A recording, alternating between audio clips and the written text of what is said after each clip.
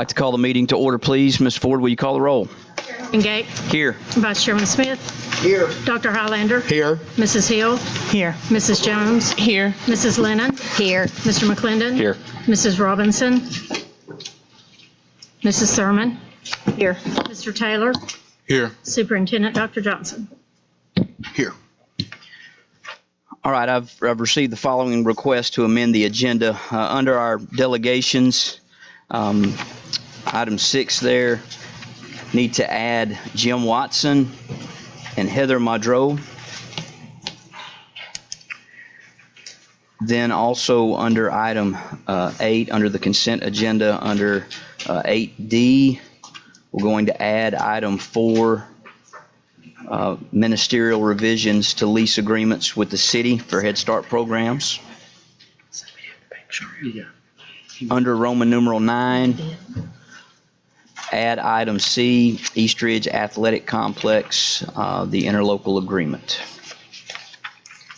You missed Sheriff Hammond. Oh, I'm sorry. Also, under delegations, we are going to add Sheriff Hammond. Do I have a motion to approve? So moved. Second. Dr. Highlander.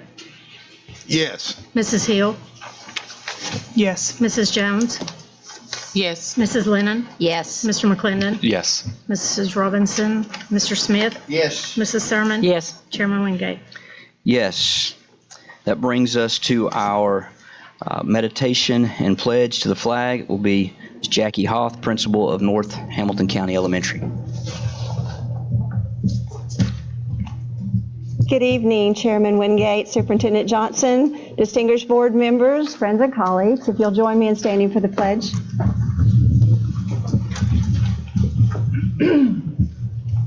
I pledge allegiance to the flag of the United States of America and to the republic for which it stands, one nation, under God, indivisible, with liberty and justice for all. Thank you.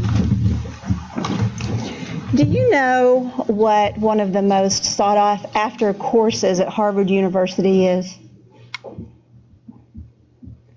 In the halls of Harvard, where you have the most talented and brightest students, they're seeking a course called How to Be Happier. President George Washington had a favorite author who was Joseph Addison, and Joseph Addison wrote about the 3 grand essentials to happiness in this life. It was having something to do, having something to love, and having something to hope for. And it appears that George Washington himself also had an interest in happiness, as evidenced in one of his most famous prayers. And I would like to just read an excerpt of one of his prayers. That thou wilt most graciously be pleased to dispose us all to do justice, to love mercy, and to demean ourselves with that charity, humility, and pacific temperament which were the characteristics of the divine author of our blessed religion, without a humble imitation of whose example in these things we can never hope to be a happy nation. Happiness really is key, even to what we do in Hamilton County schools. Because if you think about it, our goal is to educate children, to help them hone their skills, because what we want them to be able to accomplish is having something to do.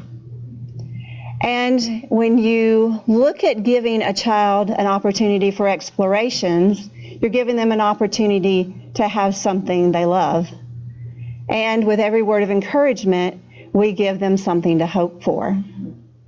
So thank you for being a part of Hamilton County Schools. You've chosen to be here, and you are promoting happiness for children all across this county. But more importantly, thank you for allowing me to be here, to have a part in this school system, because it gives me something to do, something to love, and something to hope for. Thank you. Thank you, Ms. Hoth. For our exemplars of excellence tonight, we'll be recognizing the Ooltewah High School JROTC Raider team. Dr. John Tharp.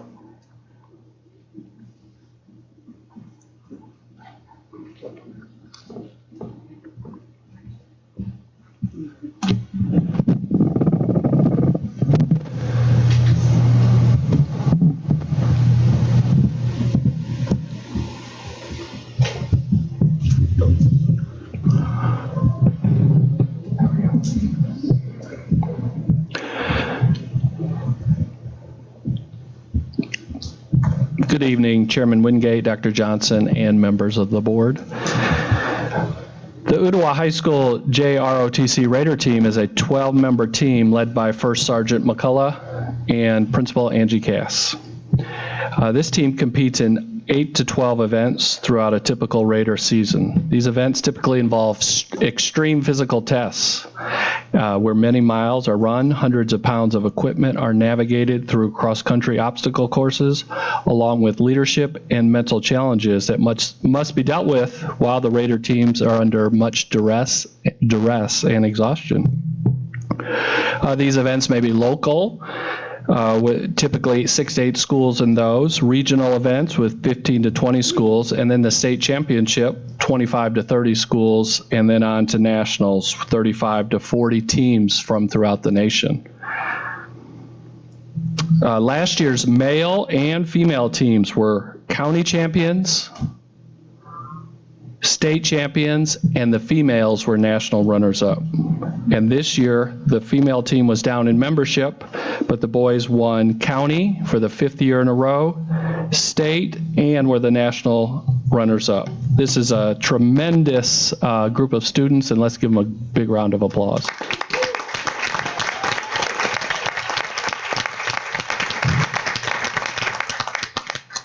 Last, let me introduce our seniors that will be leaving us this year. Seniors, if you'd step forward when I call your name. We have Cade Johnson. Cade is awarded a nomination to the Air Force Academy and a recipient of the Air Force ROTC Scholarship.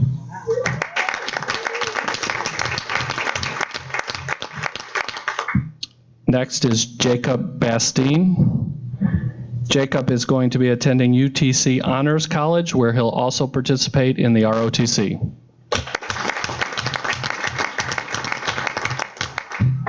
Jackson Martin. Jackson is applying for Army Aviation Warrant Officer Flight School.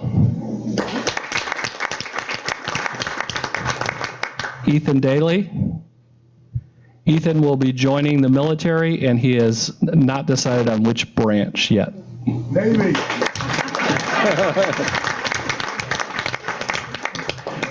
Corday Dean.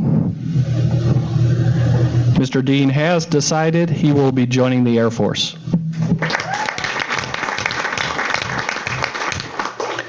Last, Isaac Rivers. Isaac will be joining the United States Army. Congratulations, students, and let's give them one final round of applause.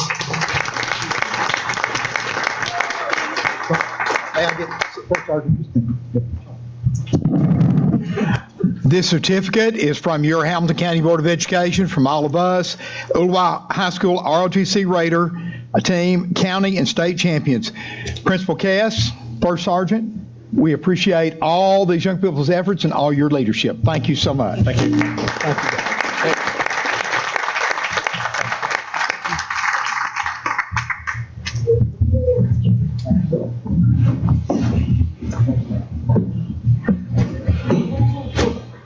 Congratulations, Owls. Good job.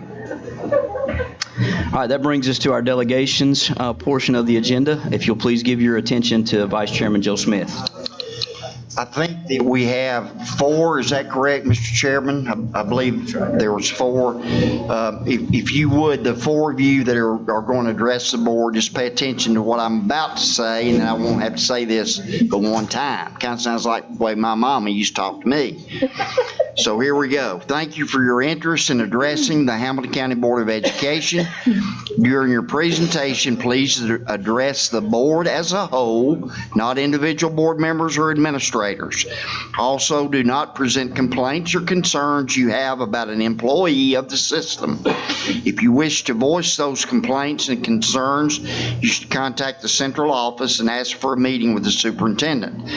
If you're criticizing an individual employee, I will interrupt you and ask you to refrain.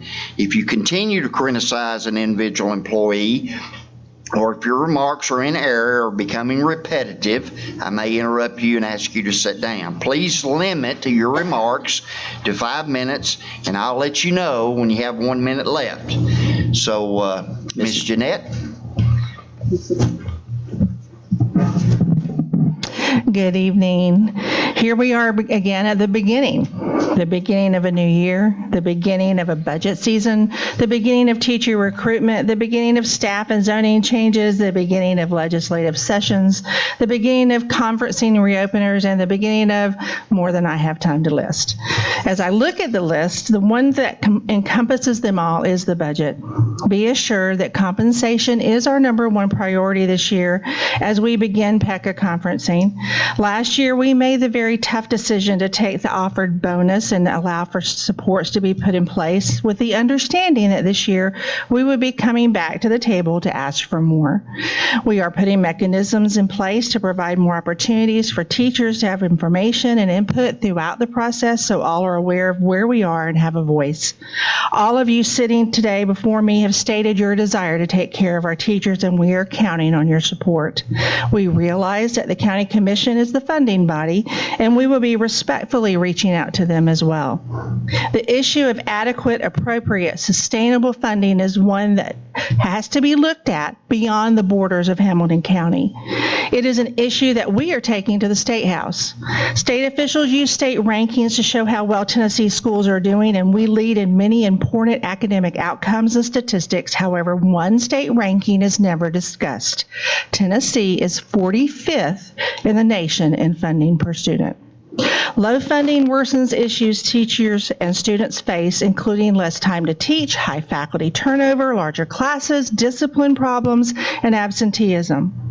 Now, Tennessee is behind every southern state except Mississippi. On average, Tennessee only funds 46% of education cost, while Alabama funds 56.7%, Kentucky funds 54.7%, and North Carolina funds 56.4%. All other state rankings and comparisons are better than the 45th because we are in the top 10 result in 4th and 8th grade math and reading scores. We're in the top halves of the states for average HCT scores of those who take the test, 8th for on-time graduation, and 5th nationally for on-time graduation for Black students, and we lead the South in on-time graduation. Hamilton County this year has a record number of reward schools and level 5 schools, all of this with bottom 10 funding.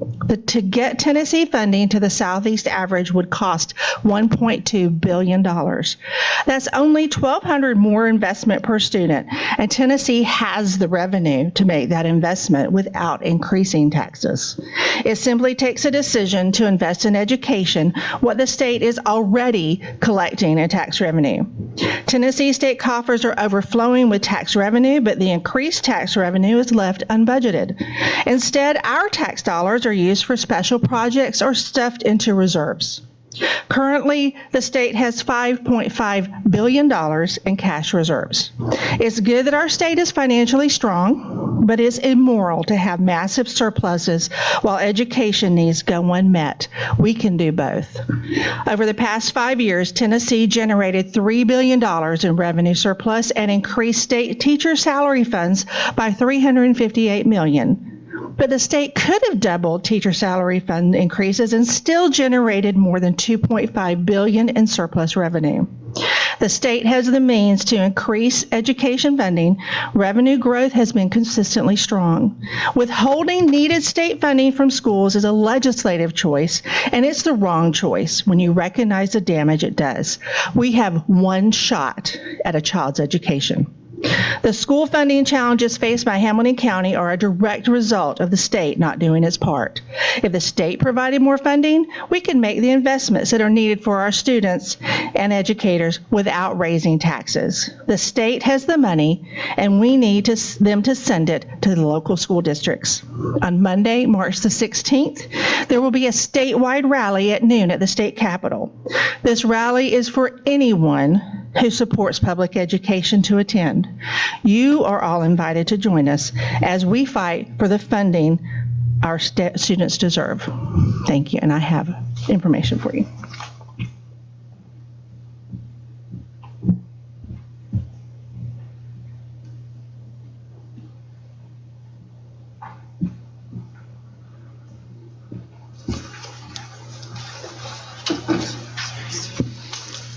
Thank you, Ms. Jeanette. Mr. Watson, are you here?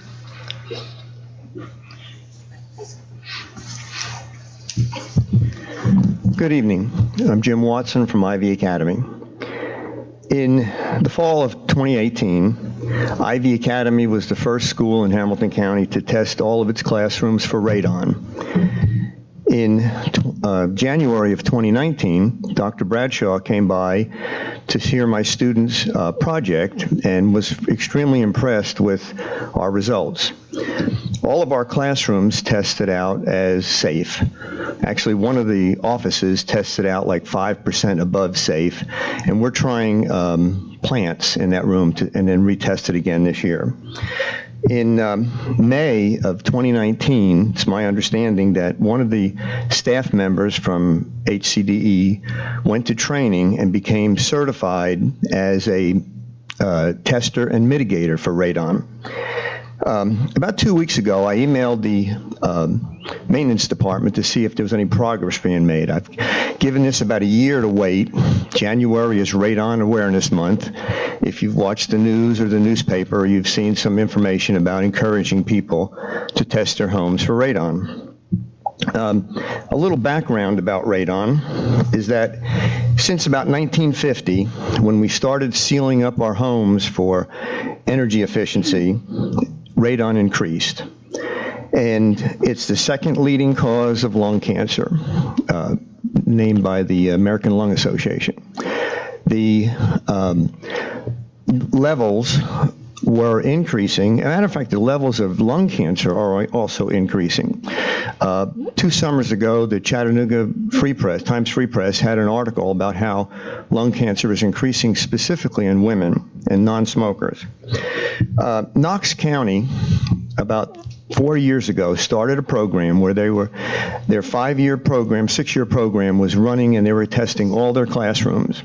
They found about 20% of their classrooms were above the recommended level, which is 2 picocurie per liter of air, which is basically about 6,000 disintegrations of the radon atom in 24 hours. It can only be detected by a simple test. Matter of fact, I'll encourage everybody in this room, contact Tennessee Radon. They'll send you one of these for free. It's as simple as this. You open it up, push the cardboard in, hang it up, record the date, time, take it down, record the date, time, send it off, you'll get your results. If they come back as safe, you're safe. They suggest you do it about every 3-4 years. If you're not, then there's a process that can fix it. Like I said, Knox County is finding about 20%. Every one that they find that's above the levels, they fix. I was in a couple classrooms that were 8 times the level of recommended radon. The next year, it was well below the recommended level. It's not a simple fix, but it's a fix. Like I said, the only way you can test it, the only way you can find it is testing it with these testers. My question to the board is, has anything been done? Can you give me an update on the testing of our classrooms? And this is not a new school, old school, poor area, rich area. This is completely indiscriminate of where it is, and it's 100% location. A little update, that's what's happening. We're pretty slow in Tennessee to get this going. Some other states are more active because there's more of a radon problem, but the community or the town of Farragut now has an ordinance passed where if you're building a new house, you must treat it for radon, which is basically putting in some plastic tubing that the air can be drawn out from under your house. So, like I said, I haven't gotten an answer from anyone about what's happening. This is a serious. One person asked me, "Is this a crisis?" It is if you're in a room with radon and you don't know it unless it's tested. Can I answer any questions?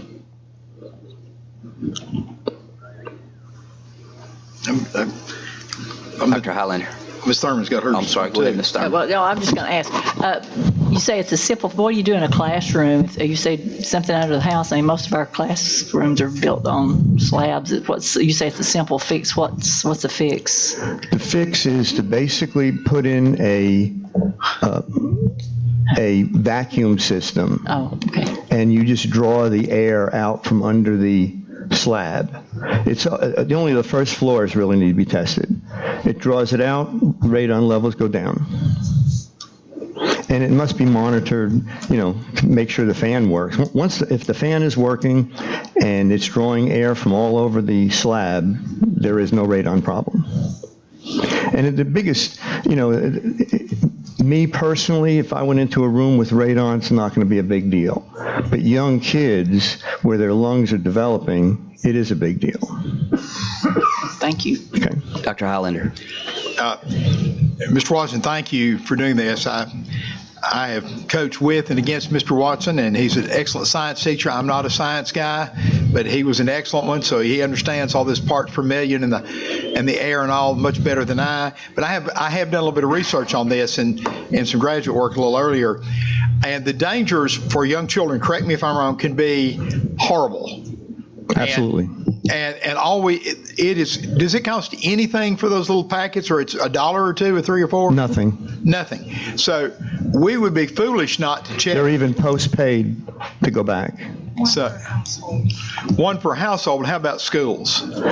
As far as I know, TDEC, and I've been working with TDEC for, this will be my third summer. We do a teacher professional development on radon, trying to get other schools through their teachers to understand about radon. My understanding, TDEC will even provide you, they did for us, and they'll even provide you with the test. So basically, you're talking zero. Now, when we did our test, this was a student senior project, and Radon One, which is a radon testing company, gave us their services to monitor my student working so that our results are certified. And since you have someone on staff, all the results will be certified. And I believe, Dr. Johnson, is that Mr. Witt that got certified in that? And how long would it take to complete this? I mean, if we got all these kits for every,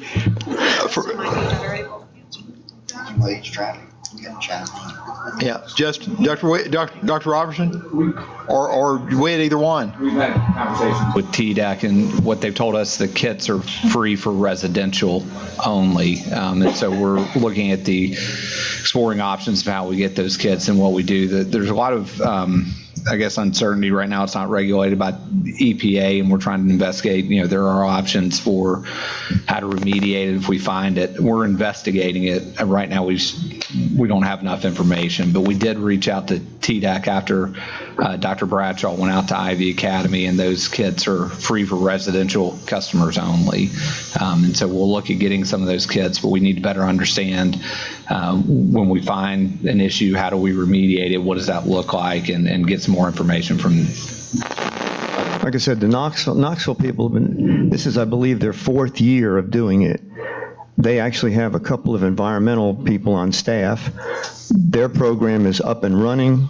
And as far as I know, I was told TDEC would actually provide us with the test kits for nothing.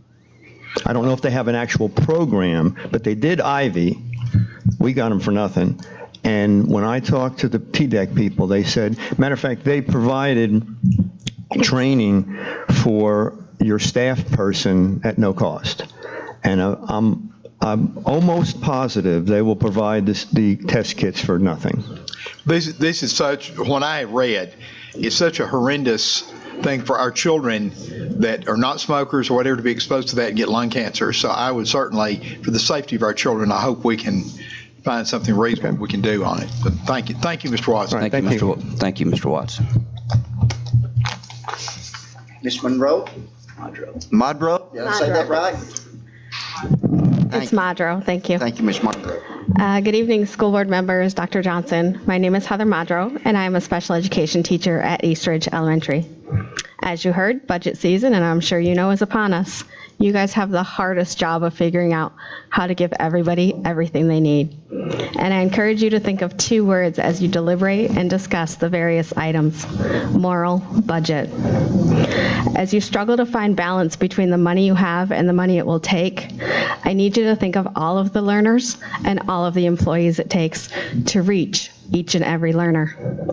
So let's start where it all starts, our kindergartners. Imagine 25-year-olds in one classroom with one teacher. The expectation is they need to learn how to read, add and subtract, and write sentences by the end of the year. One teacher, 25-year-olds. In Georgia, the teacher-student ratio is 1 for every 15. Cross the border into Walker County, and every kindergarten classroom has their own educational assistant. There's no sharing. Kindergarten is the first experience most children have in school, and we are not setting them up for success and meet those high expectations of reading, writing, and math. What would be the moral thing to do for those children? Let's look at another group, our ESOL learners. At my school, which is a large school, we have 5 ESOL teachers who pull students from their literacy block to help them with language skills. However, that instruction is not in their native language. We have many students who come to us with 0 knowledge of English and fall behind academically as they learn how to code switch from their native language to English. Why don't we have bilingual classrooms where students who do have that 0 language can learn in Spanish and English together? There might not be enough students in a single grade per school, but certainly in the learning community. What would be the moral thing for those students? Of course, let's talk about my passion, the special education learners. Our new inclusion plan has students spending more time in the general education classes, including those who were self-contained special ed class last year. This year, they are in their grade level class with various degrees of support. Sadly, the most significant students went from 5 hours of instruction provided by that special ed staff down to the one-size-fits-all, 30 minutes of reading, 30 minutes of math. Some I do. I get a little creative because I'm unwilling to leave them unsupported in their gen ed class for that long. What's the moral thing for those children? What about the learners with significant behaviors? In my school, those majority are in the primary grades, K to 2. And I believe educational assistance and smaller class sizes would reduce that number significantly. We have added school counselors, but it's not enough. Some children are in crisis mode all the time, and that's all our counselors get to do is put out fires. What's the moral thing for those children? Let's go back to that kindergarten teacher. Of those 20 students, 3 have an IEP, 4 speak limited English, and 2 exhibit such severe behaviors that their name is well known by all staff in a building of over 1,000 students. How is the teacher able to differentiate enough to meet the needs of all of those learners in that classroom alone? And it's not just kindergarten. One class I push into does have 5 students with the IEP. 4 students that are ESOL, including 1 newcomer who knows 0 English, and 1 student with behaviors that prevents learning. This is common in my school, and I'm sure it's common across the county. What's the moral thing for those teachers? I can only speak about elementary as that is my life, but please keep all of the 45,000 learners and educators as the focus of your budget discussions. Pay particular attention to those students that are like square pegs trying to fit into the round holes of school. They deserve an education that meets their unique needs as well. Thank you. Thank you. Thank you. Sheriff Hammond. We also welcome Miss Jeannie. Miss Jeannie Hammond, welcome. She's the sheriff at my house. I bet she is. And she came tonight because I got to feed her after here, so. Thank you, Mr. Chairman and Superintendent. Thank you for allowing me to be up here tonight, and members of the board for speaking to you. There's an issue here I do want to address. First of all, I want to say up front that I think we're all on board with the same plan, which is to keep our young people safe in the schools. As far as I'm concerned, as sheriff of this county, I think the right thing is the SROs to the extent that we can fill those slots as we need them. All of you understand that how understaffed we are in that area. I have money to hire SROs. I just don't have SROs. We're in a difficult time in law enforcement, as many others, because the economy is good, but then other jobs that pay better are also there. So it's difficult. Right now, I'm over 60 employees short in the Hamilton County Sheriff's Department. I'm not the only one. Corrections out at Silverdale, which is also under my auspice, they're very short. City of Chattanooga police are short. It's almost epidemic, the problem, and being able to fund law enforcement that we need. That being said, I met with Dr. Johnson briefly this afternoon to tell him that I wanted to make sure I continue on the same page of what needs to be done. We vary just a little bit in terms of how that security should be provided, but I'm more than willing to, whatever this board's decide, to move in that direction, kind of as a stopgap measure. I don't think it's a final solution. It is my understanding you will be entertaining a motion tonight to deal with some security folks that would come on board to work with you here. I have met with, and for lack of a better term, I'm not sure what just title you've settled on. I call him the security czar for the school department, and that's an endearment. I think he's smart. You picked the right man. He's a former police officer. He trains our SROs. He knows what he's doing. I was not aware that you were moving towards the opportunity to maybe hire some personnel, up to 10, who would act as security. I'm still not totally satisfied all the legalities will be met in that in terms of state law or licenses or what school can do separate on your campus. I think your own legal team will have to answer those questions in conjunction with what the state law provides. We do know that an SRO must have 2 years of training as a police officer before they can be considered for an SRO. So that takes a little bit more difficult amount of time to prepare these SROs. I have 3 or 4 I'll probably be able to put in schools in the next 30 days who are returning from military duty and other things that have taken them out of place. But make no mistake about it. We've only got somewhere in the 30s. We got to get a whole lot of way to go to get up to the 70s. So as a stopgap measure, I don't blame the board for deciding that they need to look at some other alternatives. I'm going to state something that I think continues to be unpopular, especially with a number of teachers and maybe even with some of you here on the board. And that is, I think we are missing a valuable resource of being able to fill that stopgap, but at the same time not burning your budget.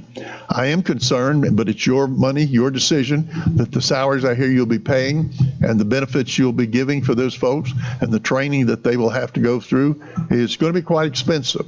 You could literally hire a security company that is armed to do the same thing for a lot less money. But that's your decision whether you want in-house security.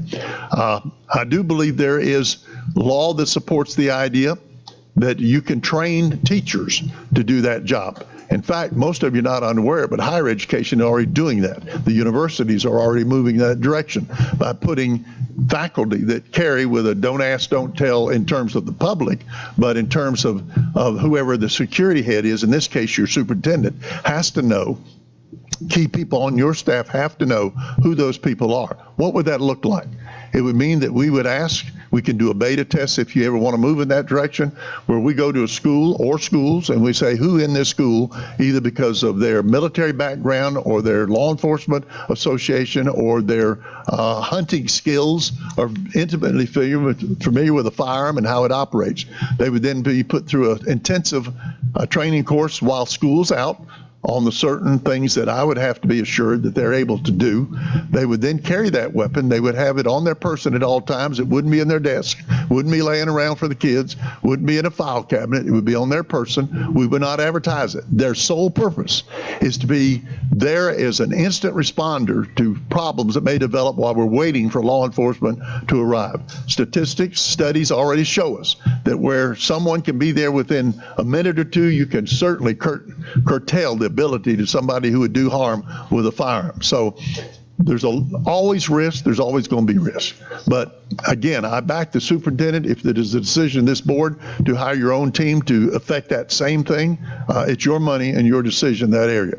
But I will not move away from the idea that more and more Americans realize that you can have adults who are fully vetted and fully trained to be able to provide a level of security at no extra cost to you as a school system. I would encourage, if you ever move in that direction, that you consider a stipend, maybe $1,000 a year or a little extra money in their check, kind of like we did in the military, what we call hazardous duty, a little extra check. That's your decision. I'm just here to tell you, I will embrace and endorse whatever this board's decide. But if you were asking me about particular preference, it would we continue to go for SROs as much as possible, but as a stopgap measure that we consider certain individuals who would want to volunteer to be trained for that purpose, who would be under the auspice of the training of the sheriff's office, who would be in your school, who would answer in terms of what your rules and regulations are as they fit into the same thing we require of SROs during the academic year. Be glad to answer any questions. Mrs. Thurman. I always knew, Sheriff Hammond, you were so smart. Did you hear that, honey? Yes, Jeannie knows that. She knows I'm sorry. I've been asking about this, and every time I do, everybody has a heart attack when I bring this up. But you are correct. They're doing it in schools all across the nation, and it works very well. So I'm just glad that you're saying it, because you're saying it's a whole lot better than a hairdresser, but I appreciate it. Thank you. Anyone else? Dr. Highlander. How would you, obviously, SROs are the top choice. Correct. If you had the ability to date, would you put private companies, those that we train, or how would you rate in 1, 2, 3, 4 order? Well, as you said, SROs are certainly the best. Of course, I think for the stopgap short-term measure, if you don't want to spend the budget you set aside for the ones you're talking about hiring, there are security companies that are armed that will do the same thing, unless I'm not privy to some things they'd be doing that private couldn't do. There are companies that already do that, most likely at a much cheaper rate, and then you're not encumbered with having employees that you have to deal with and benefits and things of that nature. Third, it would be for me to be able to, well, actually for me it's number one, but another choice is, as I said, we could either do a beta test in a school or two, or you could say, let's first of all find out what faculty members would be willing to consider being trained for this special purpose. Mrs. Robinson. So have you actually spoken to parents about that idea? Have you heard from parents that have said I that talk to parents quite often. Most of them want one thing: my child safe. I want my child safe from bullying. I want them safe from drugs. I want them safe from gangs. That's their concern. They feel they have very much confidence in whatever the sheriff's office is doing through the SRO program. I think they would embrace the other. I heard one of your audience say, as if you didn't have enough to do. I'm not here to say teachers need one more thing to do. I'm here to tell you, you have certain teachers that would step forward and say, I'm willing to do this. with absolutely all due respect, I speak to parents all the time as well, and I haven't met a single parent that supports that. And as a parent myself, I would never support my child's teacher carrying a gun in the classroom. That's your option. I appreciate you speaking to this, but I think that we are very far apart on that topic. I am surprised also to hear you in regards to the stopgap solution that the board spoke or is, I guess, voting on tonight. I'm surprised also to have you here speaking about it, but I appreciate you being here. I'm just curious, did you already speak to the administration about this, or is this the first time anyone's hearing? I have spoken to administration. Okay. Dr. Johnson and I have had dialogue for quite a while. Okay. Justin and I spoke this morning. I've been dialoguing on this quite a while, and even with some board members. So your view on the solution that we're going to vote on, it's been heard, and yet the school system is still potentially moving forward with it. Is that my understanding? My reason being here tonight is simply to make it clear, because I've had a number of calls today, even from the news media. How are you weighing in this, Sheriff? Who's talked to you? What boards? What have you heard about? Very frankly, until yesterday, I had no idea you were going to be hiring someone or consider hiring someone. So I felt like, in order to make the record clear, I would step up here to say what Jim Hammond, the sheriff of this county's position is. Yeah. But I will embrace what this board decides. Okay, well, thank you. That's why I was curious, because it seemed like it wouldn't have made it this far if you were involved in the conversation and you didn't agree with it. So that's why I'm a little confused on. No, I was not involved in the conversation that we're talking about right now. Okay, thank you. Mrs. Jones. Sheriff Hammond, thank you for your presence today. I have a little sheet right here where I went home Monday night and started writing down my thoughts. And actually, one of them was to see if you could come and talk to us today. So I'm really glad that you're here. You've answered pretty much the other questions that I have here. I do have a question. I know that you stated that the SROs have to have a certain amount of experience, or two years experience. State law requires that. Right. And so I know, right. So I know that that is an issue. I guess my question is, we know that there are officers in Hamilton County Sheriff's Office as well as in Chattanooga Police and our other municipalities that have that experience. Has anyone shared with you why they wouldn't be willing to cross over and become an SRO? Like, what are the obstacles as to why they might not want to leave being a patrol person or a corrections officer or narcotics or whatever to come in and work with our children? I would be interested to know what that dynamic is, to see what we could do as a department to help fix that. Also, question number one. Second question is, has there been conversation from the Sheriff's Department with our other municipalities about the officers in that aspect? I know we have several municipalities and we have schools in those areas. So I guess in my mind, I'm like, well, if we could get a Signal Mountain officer to do it, then that might be a sheriff deputy that could go into another school where there's a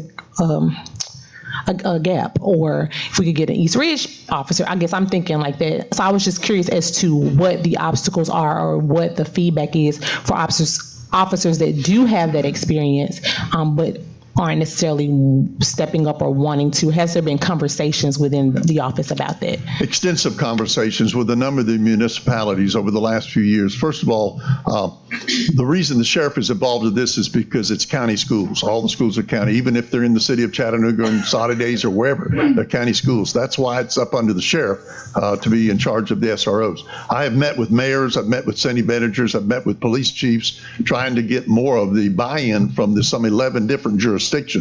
Most of them, it's a matter of money. They just don't see using part of their budget to support what they see as a county function.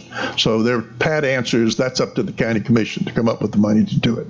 We already know they're expensive, $100,000 a year for the first year. After a couple of years, that does come down a little bit, but that's a lot of money. Right now, if I cut every school that you all are in charge of, we're probably close to just the ones that don't have it, as much as $5 million that somebody's got to come up to operate that program. So it's very expensive. Personally, I think each municipality ought to step up and say, any school in our jurisdiction, we're willing to commit 1 or 2 officers. Do that. That has not been forthcoming. Either I'm not putting enough pressure on them or somebody isn't, but they take the position, that's your problem, Sheriff. So I think that kind of answers your question. As to who can qualify, state law is pretty specific. You have to have at least 2 years as a certified police officer in the state of Tennessee. Then you run into, how do we select an SRO? Probably the closest way to say it is like a SWAT member. We don't just say you're going to be an SRO or you're going to be an SRO. They have to have a willingness and a love to working with kids, and the personality that we go through to make sure they're vetted in a proper channel. They're interviewed by the SROs, and those SROs determine who's suited, just like a SWAT team member, to go through that training. And finally, we have a number of officers who simply say, I love being an SRO, but I don't want to ruin my career by being off here doing this for the rest of my career and missing my chance for advancement, et cetera. So you usually, after 2 to 3 years, you will get SROs. Not all of them, but certainly some of them says, it's time for me to go out of here and get back to where my career is. I hope that answers your question. Mrs. Hill. Sheriff, I appreciate you taking the time to be here. And I appreciate that you offered training assistance. Like Mrs. Robinson, the feedback that I get from parents and teachers, 9 out of every 10 people I talk to are horrified at the idea of arming teachers. That's what I'm hearing from parents. That's what I hear from teachers. For me, it's not an option. And I have yet to be convinced that more guns in a school makes a school a safer place.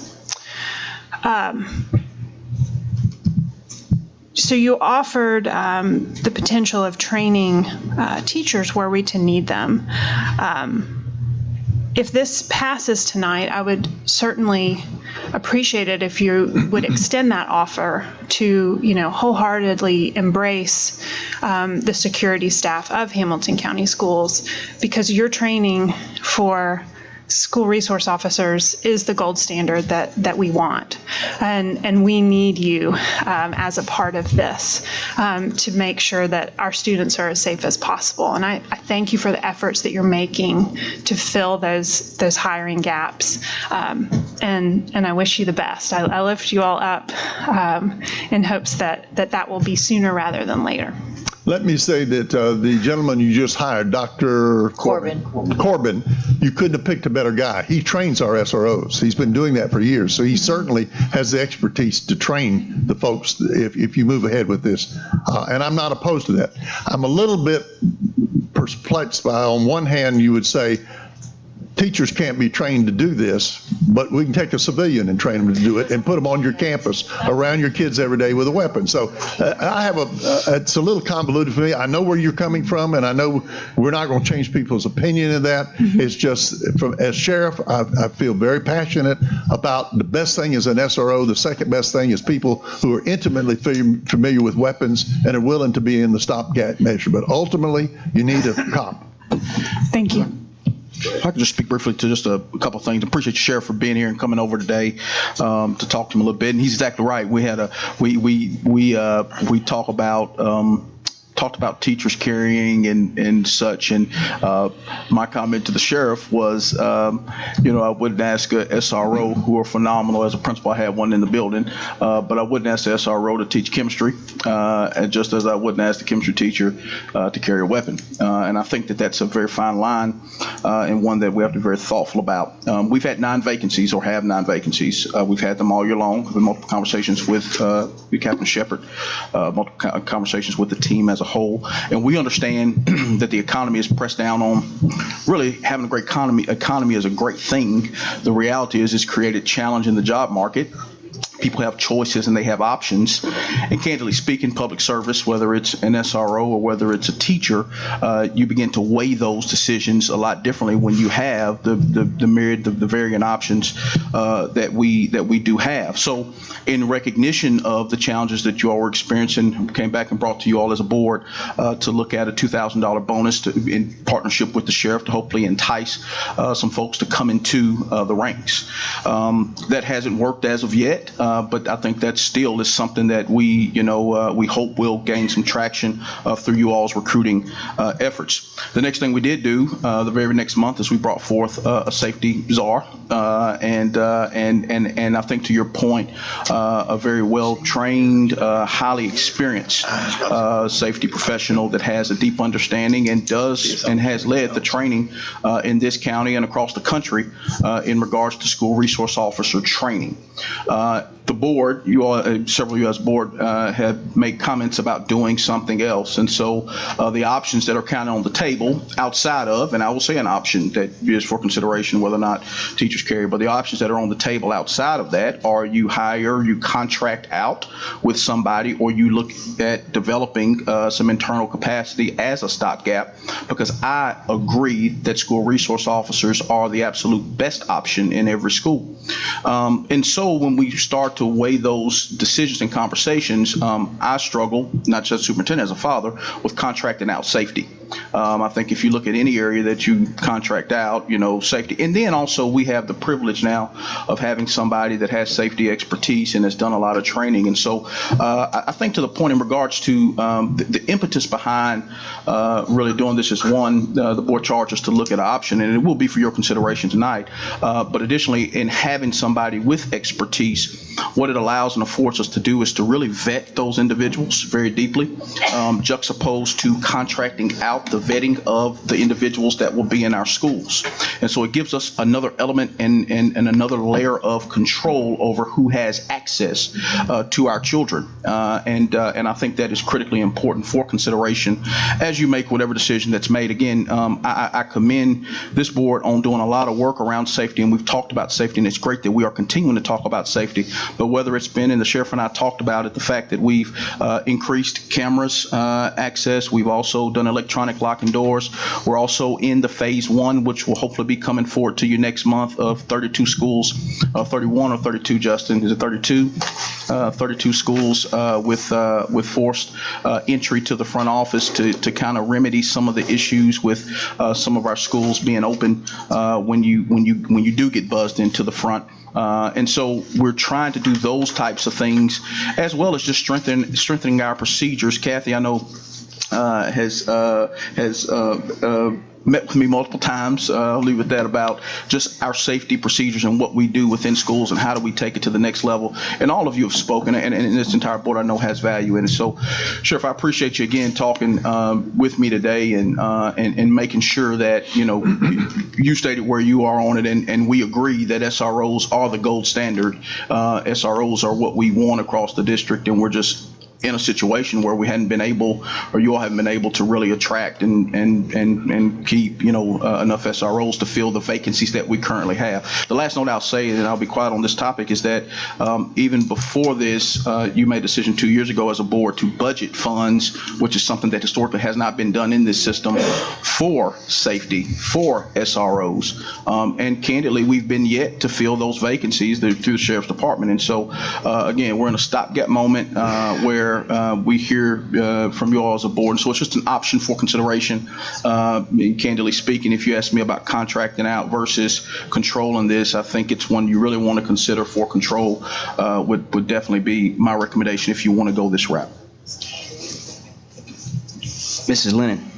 I would like to ditto everything that people have said. Thank you so much for being here. And I think our partnership is so valuable. And what you're going to do to help us will be, if you can help us train the security officers that Dr. Corbin will bring on board, I think that would just be phenomenal for us. I think that I hope that you can understand that our teachers are so crucial to our students, and to ask them to carry a weapon in a classroom when their number one job is to teach our students. That's what they have to do. That's what they were hired to do. And to ask them to do anything other than that, I think we just can't do that. And they have to be able to teach their students and to have their focus every single day on what we have hired them to do. And I just don't think that they can do anything other than that. And I think it's not fair to them to ask them to. I know that some teachers would be able to do that, but I don't want to ask them to do that. That's not in their mindset to be able to come into a classroom to do that. So I hope that you'll understand that we don't, as a board member, I don't want them. That's not what I want them to do. So I hope that you will work with us as we work through this to make all of our students in Hamilton County safe. Well, again, I hope I haven't left the impression that I'm going to say you're on your own. You made a good choice. I know this man. I know his abilities. We will continue to support the school and the decision this board makes, how you go about it. I just felt I had to tell you what my position is this year, but I will certainly cooperate with whatever your decision is. Thank you so much. Dr. Highlander. Quickly, I know you have reservations at Ruth Chris for your wife, so I don't want to make you too late on that. Can I borrow a little money there? Yeah. Okay. But one thing, I know at least one of the private schools, and probably two, have a security service that is made up of primarily of retired police officers. And I have talked to a couple of them, and they have been very pleased with that. And so you're kind of getting the best of two worlds there. You got people who have been through the law enforcement training, and still they're not elderly. They're not on wheelchairs or anything like that. But they I know that at least two of the private schools in our area Are you familiar with any of those groups and I am, their and I've been abilities? approached to actually contract with private schools, which I can't do and don't want to do like that. Your problem, again, with if you're volunteer or it's a retired person is some days you're going to have them and some days you're not going to have them. You never know when they're going to be there. Okay, so you would not advocate for? I do not advocate for that, even though I use retired police officers to do fugitive work for me. But then I have a lot stricter control over them than they would in the school setting. I will say, and the vast majority of the teachers, I would be a little apprehensive. But I tell you, if my grandchildren in elementary school with no SRO, if a shooter came in, I would certainly want that someone who's qualified with a firearm could protect them and save their lives. I would feel much better about it. Sure. No matter what their status is. I would feel much better if there's someone there that could turn a perpetrator away. Thank you.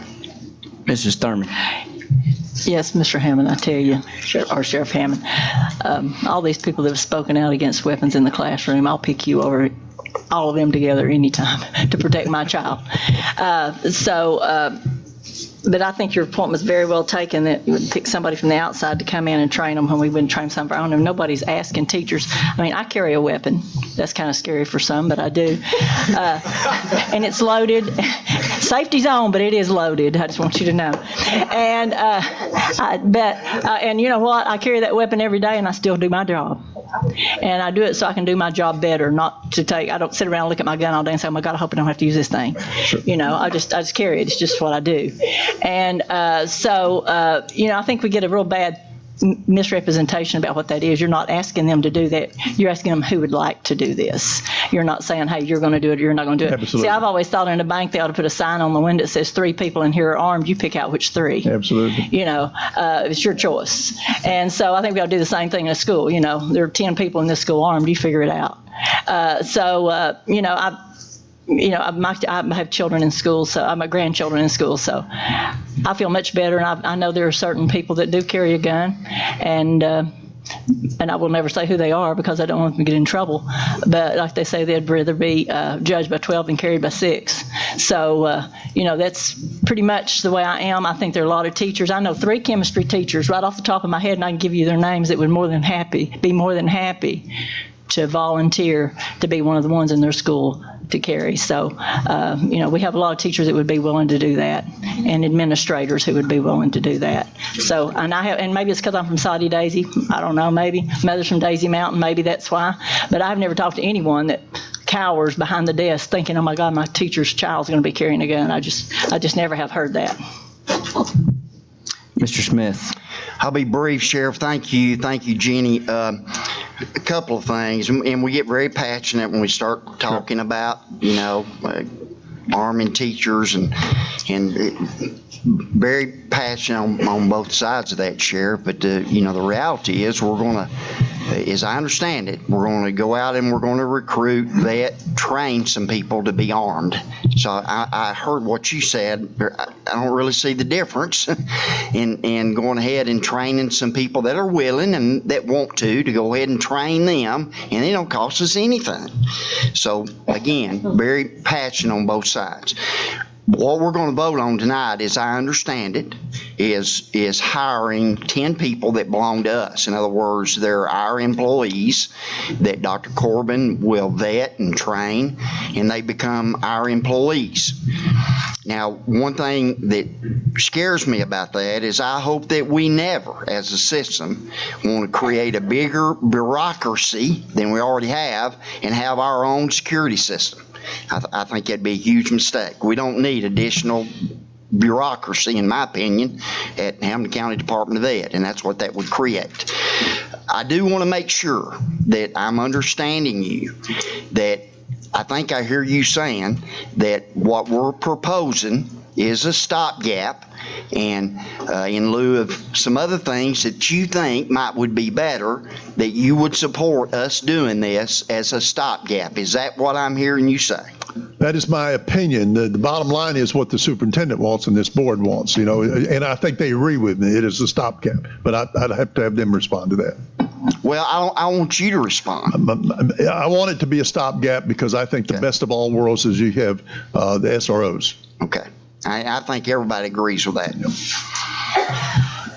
Just one thing I'll say, I agree with all that. One thing I'll say is that, just for point of clarity, because the board decides, like, we may struggle with the same thing in identifying candidates. This is just, the proposal is just another step in the effort to try to get there. It's up to 10, and so we may struggle just as, the sheriff's department has, and I would anticipate that just because, but I think it's a step in us trying to be aggressive with recruiting. So, thank you, Sheriff. Thank you, Sheriff Hammond. Thank you, and again, for allowing me to be here, Mr. Chairman and Dr. Johnson, and we are at your service. Thank you very much. Thank you, Sheriff. Thank you very much. Jeannie, take care of your new baby. You better qualify that, what she's talking about. She has a new baby kitten. That's what this is. Sad part is that never in my life did I think I would travel 600 miles and pay for a cat, but I did. Thank you all. All right, we'll now have a Future Ready update. Dr. Justin Robertson. Mr. Wingate, Dr. Johnson, members of the board, appreciate the time to give you an update. This lettuce will make more sense in a second. Yeah, I know where it's from.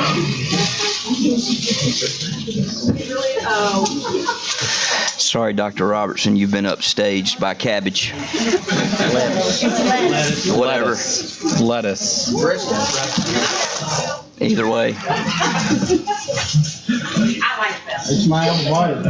So, again, appreciate the opportunity to address the board and give an update on Future Ready 2023. Of course, everything we do, even in operations, we want to do in a manner that's going to help us become the best school district in Tennessee.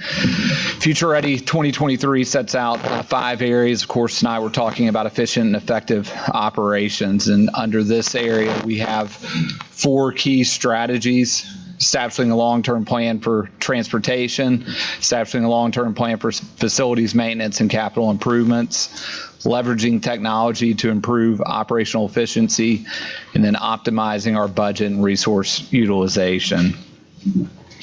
So a couple highlights are up here, and I'm not going to go through all of these, but these are highlights from last year and some accomplishments in the area of efficient and effective operations. I do want to point out a couple.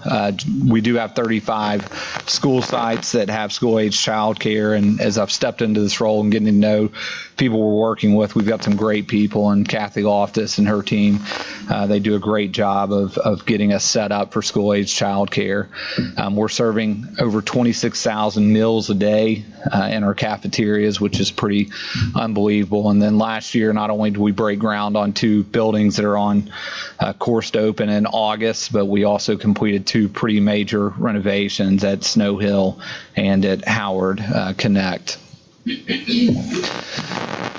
Some key performance indicators for effective and efficient operations. If you look at the middle column, that's our target for 2020, and then through December, so to date, where we actually are on these key performance indicators. So we have a target for total miles between safety incidents in our transportation department.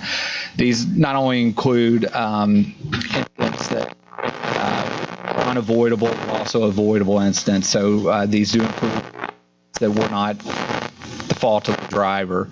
Our target's 58,000 miles, and our actual to date is just under 51, so we're missing that target a little bit. We did have a pretty long run earlier this year that got us close to 150,000 miles between incidents. Quick reminder, though, we're running on our buses, not counting field trips, we're running over 20,000 miles a day across Hamilton County in our school buses. Looking at on-time arrival for those buses, 2020 target is 96%. We're at 88%. I know that looks extremely low, but I want to remind you that we did start a new contract with First Student, new vendor, early in August. In September, we were in the low 80s, so that number has come up. This past month, we were at 93%, so that is improving, and I would expect to see that number before the end of the year go up. In our nutrition services, talking about utilization, for breakfast, we're just under our target of 28.5 and missing by just a bit our target of 61 for utilization of the cafeteria. Maintenance work orders, we had a 2020 target of 13, and as of today, we're sitting at about 7.7 days, so that's a huge improvement from where we were 2 years ago. That number was extremely high, and maintenance department has done a great job of turning that around. Then also in our IT department, turning around support tickets, target of 24 days, and we're at 14.2. For actual tickets that have been turned in this school year, 2019-20, we're turning those around in just under 7.5 days. So pretty major improvement in terms of customer service to our schools in both of those two departments. One that's not up here, but I wanted to point out because it's something that we brought up in the past, key performance indicator of our energy management. And this graph is one that should be familiar to you. If you look at the red line, the red line is our square footage, and it starts back in 2003. And then the yellow bars is referring to our energy consumption. So if you look back in 2003, we had a lot less square footage and we're using way more energy. And if you get up to 2019, our square footage has increased significantly and our energy consumption has decreased quite a bit. So we're doing a much better job in energy management and paying attention to, being good stewards of our finances there. We are looking at this month by month. So again, just a different way to look at this idea of energy consumption. The gray bar is energy consumption by month in 2002, 2003.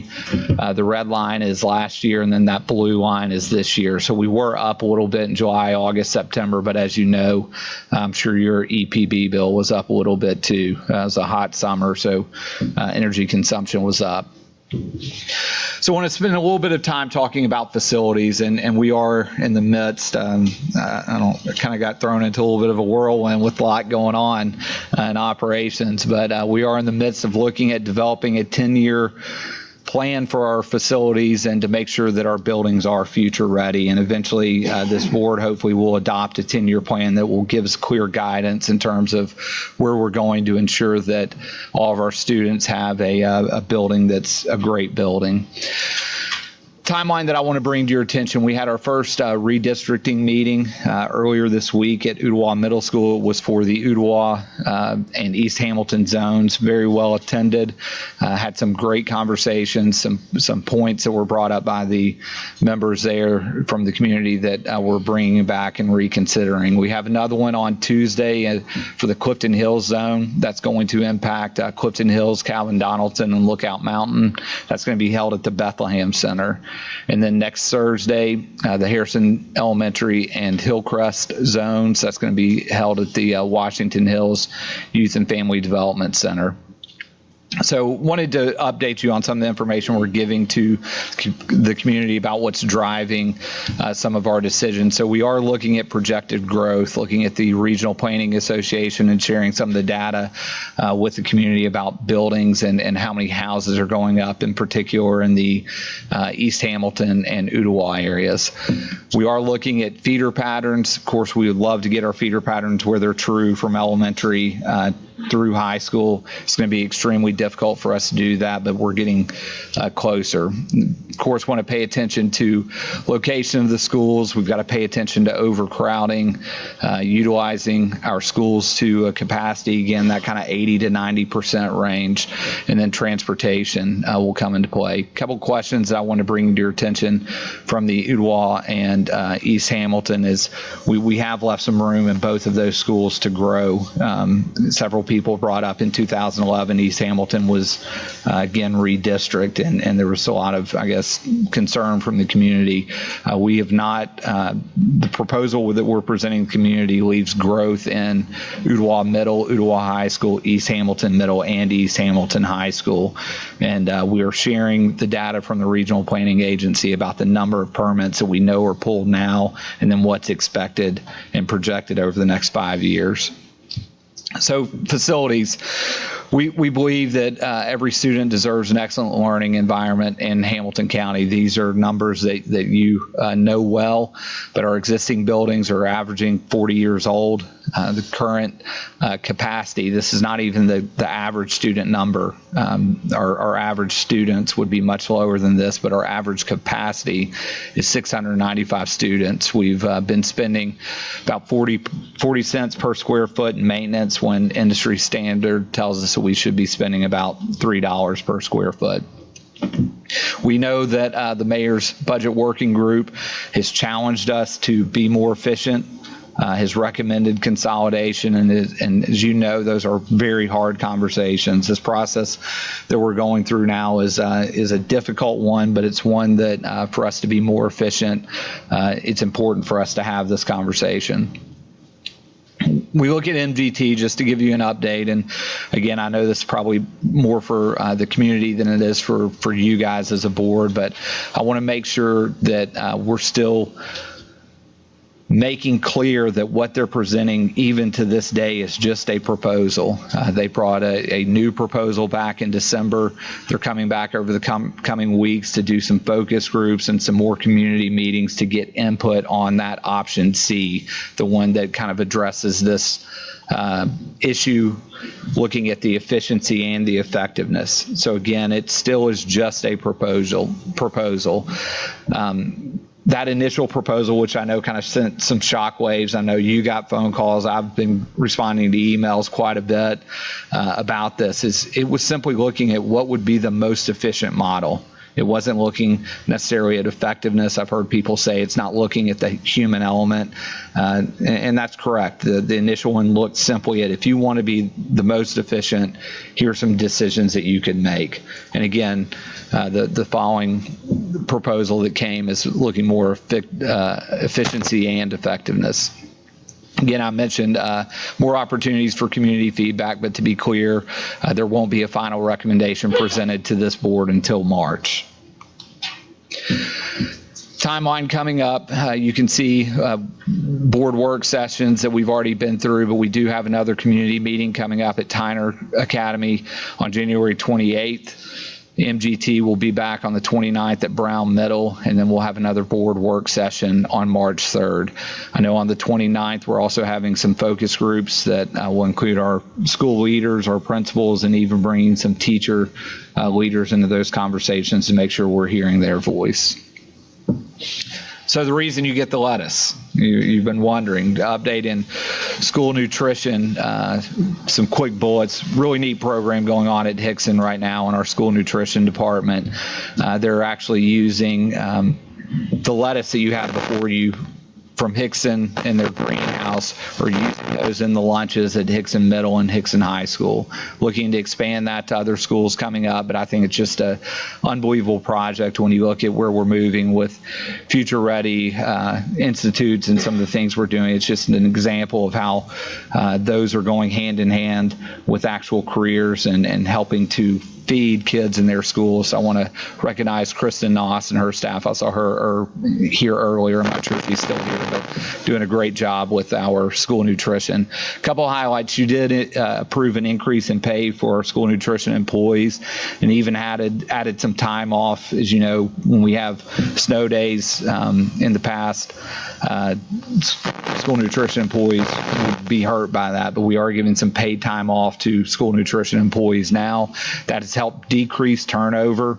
2018, at this point, we had 39 employees that had left in the first semester, and this year was down to 19, so that's a huge increase. Trying to increase the quality of the food and trying to eliminate some artificial dyes, nitrates, and also trying to go back to some more home cooking with classics. I think Joe Smith will like this, like chicken and dumplings. So we also have some homemade pizzas in there as well, but doing a better job, I think, in the school nutrition to try to make the meals more appealing and hopefully see that utilization rate go up. Information technology. Again, I mentioned the 7.5 days for closing tickets this year. Just an amazing job. When we talk about school security, we talk about it being not just one cog in the wheel or one spoke in the wheel, but many spokes. And one of the ones that information technology helped with was controlled access doors. They, in 44 schools, put in control access to 220 doors, and that project is now complete. So that's pretty amazing. We've upgraded all the camera servers in our schools.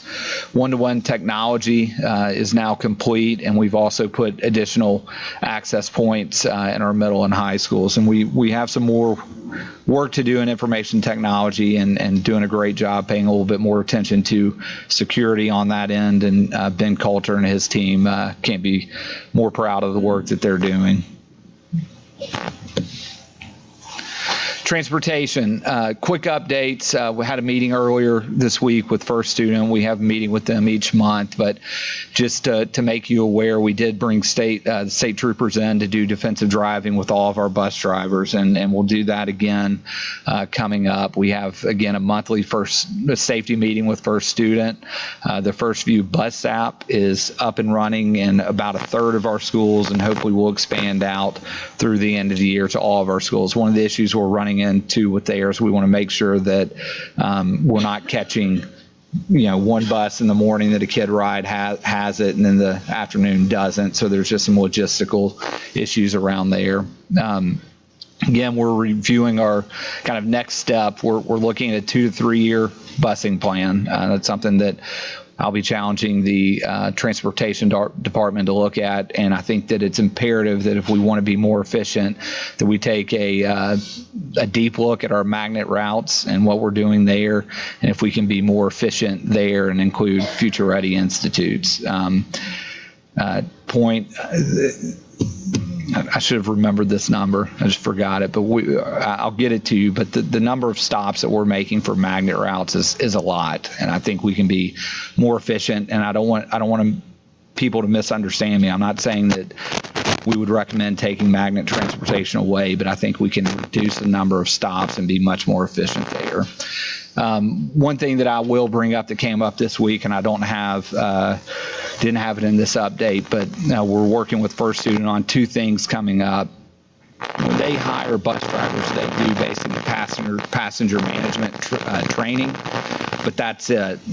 At that, they don't do anything else. And so Brandon Allen and David Eves, who are doing a tremendous job, we're talking about how can we bring on a teacher in service day, bring in some passenger management training for our bus drivers to follow up on that.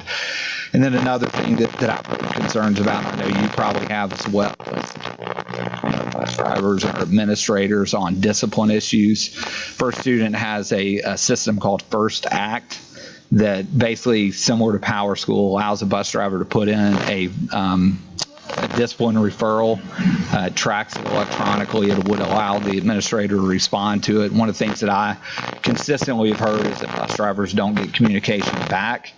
This way it would be all electronic. We've kept up with it, and it should work.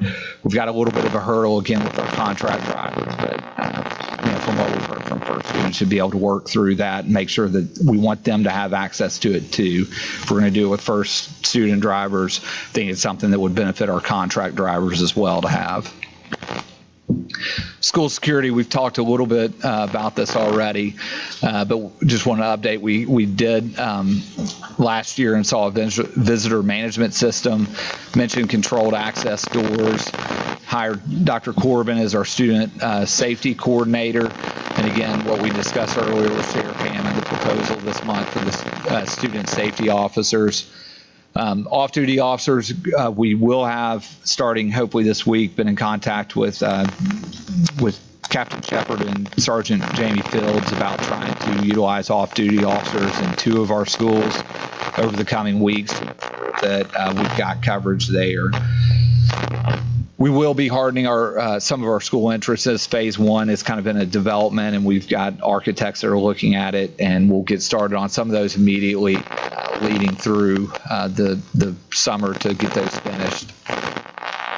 Stop the Bleed kits. Y'all have had a lot of conversations about Stop the Bleed, and we've heard that. A couple updates there. The school resource officers, all of them but 4 over Christmas break were trained in Stop the Bleed and actually have the ability to train teachers. Our school health through Cheryl Fletcher has been doing some trainings as well, and we're looking at purchasing up to 2 or 3 of those kits for each of our schools moving forward. I don't know what that is either, Ms. Jones, sorry. Should I move the mic? But we are purchasing up to 2 or 3 of those kits for each school moving forward. And I think it's imperative that people understand those Stop the Bleed kits. Everybody thinks that it's for, the things that we've been talking about school shootings or something like that. But there are examples across the country and even across the state that it's not just about that. It's about a kid that's in PE class and has a compound fracture of an arm, and it severs an artery, and this comes into play. Similar thing is the AEDs that 5 or 6 years ago we put in all of our schools. Very similar to that. So I want to make sure that people understand it has a name that kind of sounds rough, but it can come in handy for just common everyday things that we don't always think about. Again, our school security need to think about it as a multifaceted. It's not just about one approach. It's not one single thing. Always secure our schools, but we think we're putting in numerous things that will make our schools more safe. Ultimately, want to make sure that everything we do in operations, that we're doing it to help Hamilton County be the best school system in the state of Tennessee. And I will entertain any questions, Mr. Chairman, if you have any. Mr. Smith. If we'd get them buses moved, we'd probably get some carrots to go with this lettuce. Good.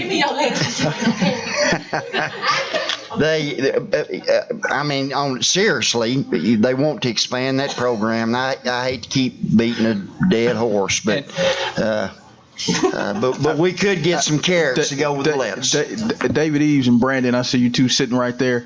I stopped by there today just to check in because we got a little operations fever, and we talked about Hicks and buses, and so Amen. We continue to talk about that. Spots Depot, and really the impetus, besides them being off the campus, is they have really grown this program, the hydroponics and the aquaponics, and want to do some expansion of it.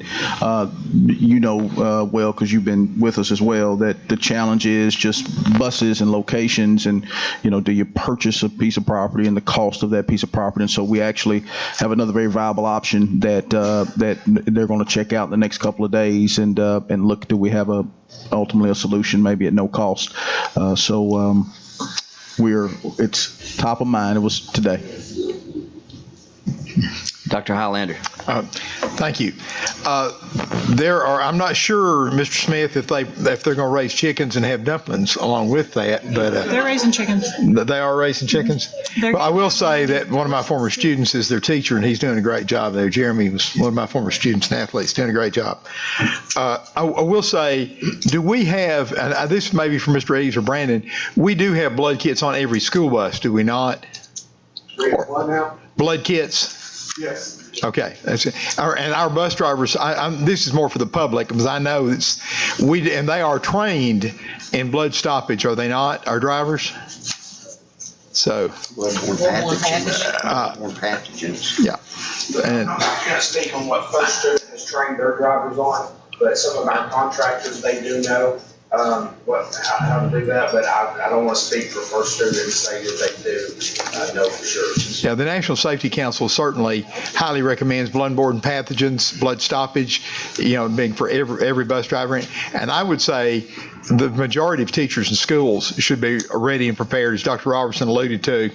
His brother actually did some training for some teachers down in Georgia as a physician, and sometimes those things can save kids' lives. And we need to be prepared. I think teachers and coaches, through my experience, have been willing to step up and do things that have saved children's lives, and in addition to teaching school. And I appreciate the willingness for our teachers to do that. Thank you. Mr. McClendon. The on-time rate for buses, what was it, 88. What's kind of contributing to that? First question. Second question, are we, I know in our contract with First Students, we're set to receive monetary compensation for certain infractions, as they put it, is leaving a bus stop early, not picking up a student. Just wondering if we're collecting that and how much we've collected from them. I couldn't give you an update on the exact number. I can get a number for you on what we collected. I had a similar question, one of the first conversations I had with Brandon and David, and we have, according to the contract, fine per student for not being on time, not having routes filled, so on and so forth. Give you kind of where we were with the trend. So in September, we were at 82.3, October 82.3, November 83.9, December 87, and then so far this month we're at 92.6. So that trend's going up. I think earlier in the year, again, one of the trials of going to a new vendor, bring in 180 plus buses, getting drivers to help understand the routes and know the routes. It's just part of the growing pain. The only other thing I'd add, and you mentioned earlier, is the fact that we do have 1,263 magnet school stops. And what they were finding is significant complexity with Tier 3. Our third tier of buses in particular, our Tier 2 is very tight. We had this conversation today too. Our Tier 2 is very tight, and then the Tier 3 stops are very difficult because of just the amount of stops that we have. So we're unique in that you have that many stops and the intricacies of that. And so that's something that we really have to evaluate over the course as Justin's team go through the development of a long-term plan around really making transportation more efficient. That's put some stress and strain candidly on our bus timing, but they have gotten much better. All right, Mrs. Hill. The on-time bus arrivals and pickups is of great concern to me as well. And Brian and I have talked about the fact that, new company, but there comes a point when you're not a new company anymore. You've been with us an entire semester. So I think if we haven't been enforcing those fines, I think now's the time to start speaking, quite frankly, with them because they're a business and they're used to that. Also, we don't talk about energy management very often, but when we think about the long-term sustainability of our system, this and other efficiency plans, like the conversation about 1,263 magnet school bus stops, these are just fantastic opportunities for us to save money one place and move that money into the classroom. And to me, that's very exciting. So I'm glad to see the space increasing slowly but surely in terms of our energy management. And I think as we build new buildings, are we doing geothermal? Justin, we've done them in a lot of buildings. Yeah, Brian says yes. Brainerd, when we updated that HVAC, that's geothermal. Yeah. Do we ever do solar? I don't. Solar's out of my league, Justin. I mean, I know there's a lot of conversation around the cost of solar versus the savings of solar. And I can get you a list of geothermal schools. We typically try to do geothermal where you have conductivity in the soil and you have space. So if you have enough acreage and space for geothermal, perfect example, Harrison is not geothermal. It's high efficiency boiler and chiller. The conductivity of the soil didn't work out. East Hamilton Middle is geothermal, Signal Mountain, East Hamilton Middle High School, but I can get you a list. Okay.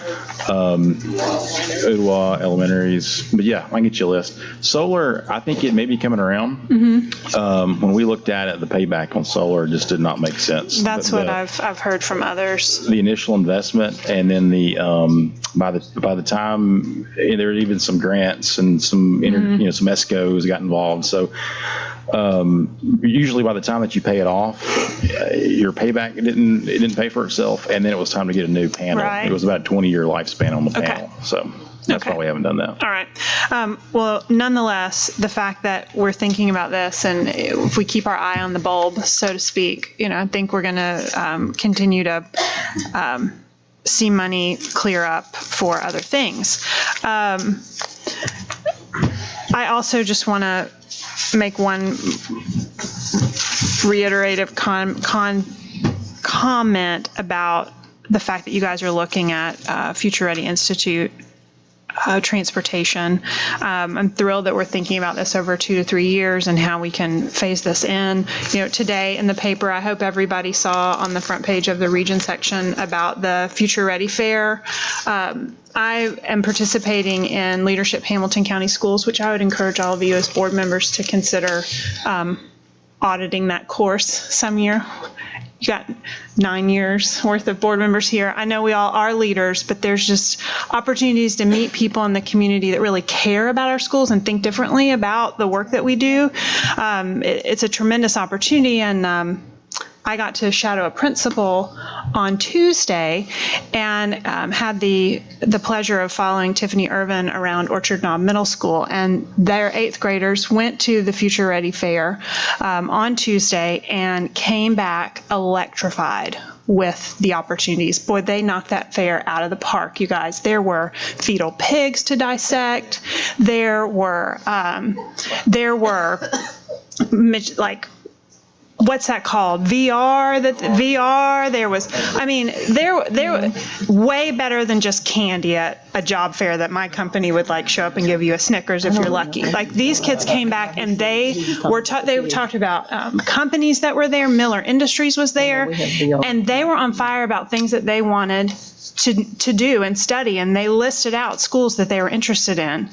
And then Miss Irvin tells me the trouble is they're not going to be able to get there. And so for us to have that in our short-term and long-term plan is the right thing for students. When we talk about a moral budget, to me, that's important. So keep up the good work. Mrs. Thurman? Get those buses on time. Okay. The 1,263 magnet school stops even astounds me. Because I've been railing against this for years. This was something we never set out to do, and it's one of those feel-good things that we did for a few years. I'm just going to do it for a few years and stop it, and we've been doing it now for 18 years, I think. Because when we first merged, we did not do this. We did not provide magnet school transportation. We're putting money into the ozone that should be going into the classroom. But to provide it for Future Ready Institutes, number one, we can't get the bus drivers for the routes we have now. Number two, it's going to cost us a few $million more to do this. Money has to come from somewhere. This is why I've always advocated for, Future Ready Institutes at each school. For those of you new on the board, you don't know that we did this.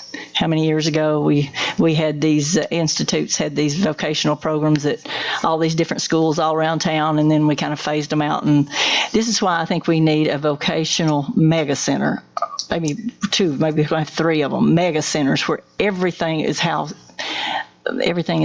in those buildings, to keep from having to bus these kids. We're going to be crossing paths everywhere if kids are able to go to whatever Future Ready Institute they want to go to.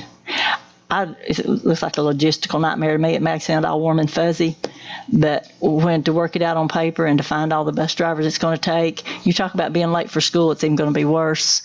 I'm not all about feeling good. I'm all about being real. And I just don't know how we're going to be able to do this, how we're going to be able to afford this without taking money from something else that we're doing. I still think it's, like I said, we never planned to provide transportation to magnet schools because they were schools of choice. And if you wanted to go there, you had to provide your own transportation. It worked for years until we decided to do otherwise. I just think that maybe if the magnet school parents are getting something extra, then we should expect something extra out of them.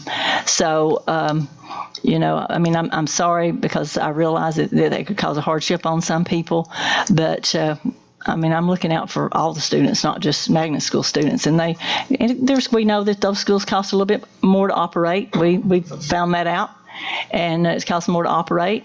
It costs more maintenance per student, maintenance per student per school, because there's less students in those schools. And now it's costing more in transportation. So, if it's going to cost a little bit more for some parents to get education for their children at magnet schools, we need to expect maybe a little bit more out of them, maybe to provide transportation for their own students. Just my thoughts. Can I make, just to put a pin on that to make sure understand what I'm saying is I don't want to expand. I think that we can be much more efficient to take those 1,200 stops, if we could reduce those down to 600 and figure out a way to provide it for both. I'll give you just an example from if you think about a small town, you could take a magnet bus to a prominent location. Like I think about the Bilo right down from Red Bank and say, if you can get your kid to this stop, then the bus will take you. Right now what we're doing is we're running it pretty similar to just a regular bus. And so I don't want you to think I'm saying we're going to bring back a request to add a bunch of more routes and a bunch more drivers. I think we can do it more efficiently within our existing budget and our existing system that would allow us to then say, okay, it's not just magnet schools, it's future ready as well. What I want to get to is to allow kids, and I hear you, it's But then the future ready things are not going to magnet schools. They're all going to different directions. These magnet school kids are going to be bused all over town. Do you drop off some kids at this future ready and some that future ready, and then take these kids to these magnet schools? I know it's going to be difficult, and you're right. It's going to be logistically difficult. Hey, hang on, guys. Let Dr. Robertson finish his thought, and then we'll. It's going to be logistically hard. I'm saying we need to take a look at it. Yeah. Either way, even if we can't get future ready, I think we've got it to be more efficient. We need to reduce the number of those magnet stops, and then if we can do it and provide future ready, I think that's what we should do. I just didn't want you all to think that I'm saying we're going to bring back a request in a year and say we need to add. We do know there are a couple routes in different places we need to add, but not because of this. Nothing good ever happened on the school bus. That's a question from Don Hawkins. Yeah. It was right there and it's right now. Nothing good ever happens on the school bus. Mr. Smith. I think we don't appreciate enough the complexities with what these guys, David and his team, go through with transportation. I'm telling you, it is a complicated. I don't know how you do it. I just don't.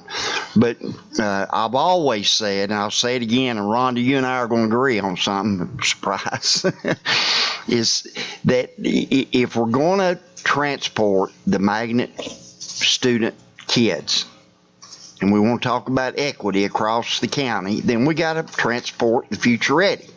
So if we're going to transport one, we got to transport them all. And I've always thought that. So I'm concerned about that too, and how that's going to work. If I'm a parent and I choose to go out of zone and go to a magnet school, I've made that choice, then I'll have to provide transportation for my child. It's that simple. But if we as a system are going to transport magnet kids, and we have for, what'd you say, Rhonda, 18 years now? Yeah, it was back when Jesse Register was here, and we got a magnet school grant to transport students. That's probably been, how many years ago? Back in 1999. It's between about 97, 98, however long that's been. So if we're going to do it, and I guess we are, we've been doing it for 18 years now, then it's only fair to transport the future ready kids too.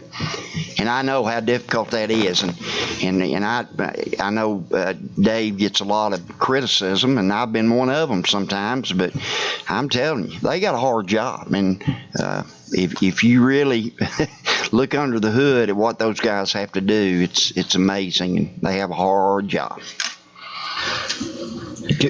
So David and Brandon are amazing. They've done a great job. I mean, first day I started, that weather came through. They were both up at 3 o'clock in the morning, texting, calling, and they've been nothing but awesome. There are extra heads of lettuce out front for anybody in the crowd or anybody that wants to grab extra. Thank Lee Sims and Hickson High School for providing that and donating it. Jeremy Kagler. Thanks. All right, thank you, Dr. Robertson. All right, do we have a motion to approve the consent agenda? So moved. Second. Did you get that, Ms. Ford? All right, we got any items we want to take a look at? I'd like to pull, Don't we need to? Go ahead, Ms. Jones. I'd like to pull item 8F. Don't we have to approve the agenda first? Oh, I'm sorry. No, we. Oh, okay. Item, Will you say it again, please? it's in the consent agenda, item 8F. Don't pull them yet. Chief Operating Officer, Dr. Justin Robinson, new position, student security officers. Okay, Mrs. Thurman. Yes, I want to pull 8C, 1A, 1, 2, and 3. A, she says C. Field trips. 1A, 2, 1, 2, and 3. Okay. It's under administrative business matters. Say again, can you repeat that? Ms. Thurman, hers is under field trips, so you're not going to have it. It's under A, right? Dr. Larry Reynolds and Dr. Sharp. Is that right, Ms. Thurman? It's Is that where you under find it? C, 1A, 1, that's 2, right. and 3. She's pulling trip 1, 2, and 3. You have to pull them up there. All right. Dr. Highlander? Is it appropriate to pull 9C? No, sir, we will get to that. Okay. That's not in the. I didn't think it was, but I wanted to make sure. Thank you. Mrs. Thurman, you have another? No. Okay. I'm sorry. And then I would like to take a look at item 8D4, if we could, please. All right, anything else? Did you get all those? Okay. All right, Mrs. Ford. Dr. Highlander, Yes. Mrs. Hill, Yes. Mrs. Jones, Yes. Mrs. Lennon, Mr. McClendon, Yes. Mrs. Robinson, Yes. Mr. Smith, Yes. Mrs. Thurman, Yes. Chairman Wingate. Yes. Okay, Mrs. Jones. So we all know there's been a lot of discussion about the item that I pulled. I just want to pretty much state that I will not be supporting this, and it has been a very tough decision for me, but I've, since Monday, have really been toiling with this. I've had conversations with officers, Chattanooga Police, Hamilton County. I've read the articles about Knoxville. I mean, I've talked to Dr. Corbin. I want commissioned officers, and so I want the people who need to be held accountable for getting us those, because we've done what we need to do to put some, I just want some fire under their feet or something, I don't know, but I don't think it's our job to do this. And for a whole lot of reasons, I'm really concerned about that. It's just, I'm really uneasy about it. And I've heard the discussions about what's the difference between a teacher and a security officer. And this is rare, because y'all know we don't do this a lot. But I mean, what is the difference? A parent or a teacher could literally turn around and apply for that position. So there's a toil there. I struggle with security companies and reputations there. I mean, I know we're in a tough spot, and I know I want to say to Dr. Johnson and his team, I really do applaud and am very thankful for them thinking out of the box and being progressive and trying to find a solution to an issue that they really shouldn't be having to do, because we equipped them with what they needed to do to get to the next body. But I just really struggle with that. And when we talk about equity, where's the equity in that? If we got a school that's got an SRO and we got a school that's got an SSO, I mean, that's just, I don't know. I really struggle with that. And it's not to discredit Dr. Corbin. I think he's a very, I know that man knows what he's doing. I just feel like I don't trust the community. I don't trust the community is what I don't trust. And I don't trust them with an SRO, but I really don't trust them with an SSO. society right now, I'm not comfortable with it. So I will not be supporting it. So I just want to just explain my rationale for that. But I mean, I've had conversations with law enforcement officers who are parents and grandparents, and they don't support it. And so I can't support that. And the sheriff stood here today and kind of, I don't know, I just can't support that. Mrs. Thurman? Yeah, I would just like to hear some of the reasons. I mean, sincerely, what were some of their issues? I mean, I'm being very honest with you. Well, I had one former officer who was a grandfather say, that is freaking ridiculous. Like, why would you do that? That's not safe. Do not do that. I had another one who was a parent text me last night at 11:30. I had just got into bed with my baby. And they text and said, student security officers are not a good idea. I'm just saying. That's exactly what the text said. And so when I'm getting text at 11:30 at night from a parent who's also an officer, that draws concern to me. And I expressed this Monday, my concerns about it. Just me being a parent, and my child isn't even in school, but just me being a parent, I don't know. They don't feel like it's safe.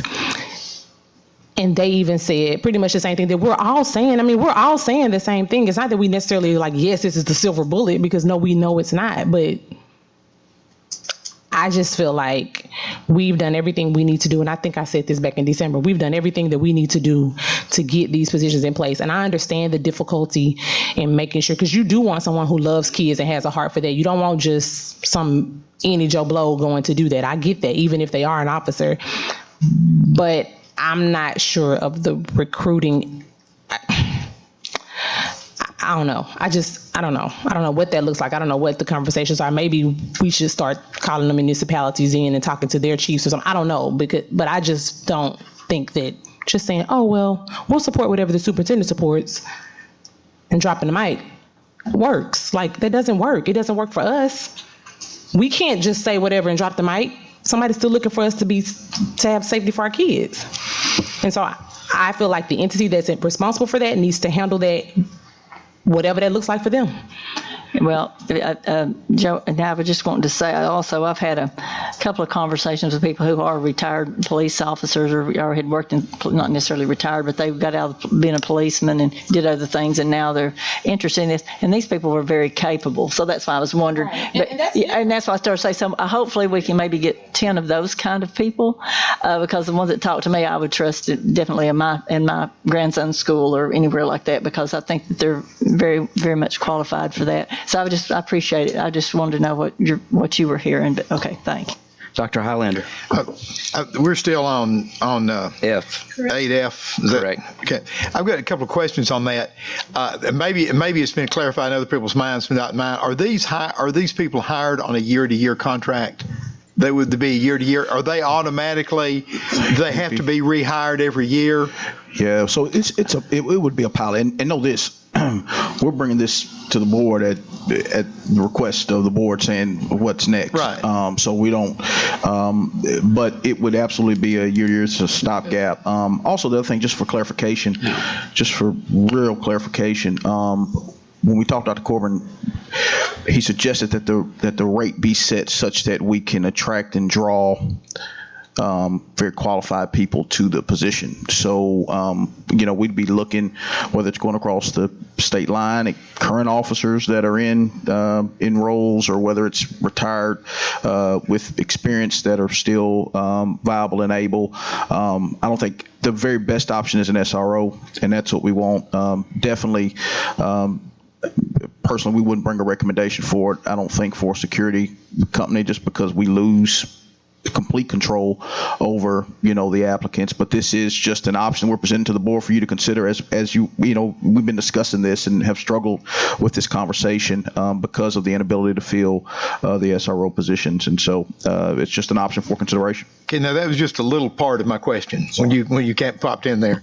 The other part is, if they come in, obviously we all want to go with the gold standard of the SRO. Hypothetically, more officers, say we have 10, 12, 14 officers become available next fall, then what do we do with these guys?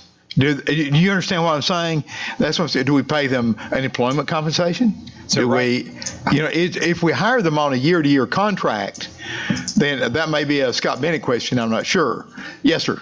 It is. So any classified employee is employed at the will of the superintendent. So, I mean, quite literally, if you hired and trained 10 people and we had 10 officers who said, I want to be an SRO, and if the sheriff certified them, you could thank these 10 classified employees for their service and wish them well. So you are not obligated to them a minute longer than you need them. So we would not even give them a contractual agreement for the rest of the school year or whatever? Under Tennessee law, any employee who does not have a teaching license is employed at the will of the director. So there's no such thing as an employment contract for a classified employee. Okay, well, that helps me. That was what I was.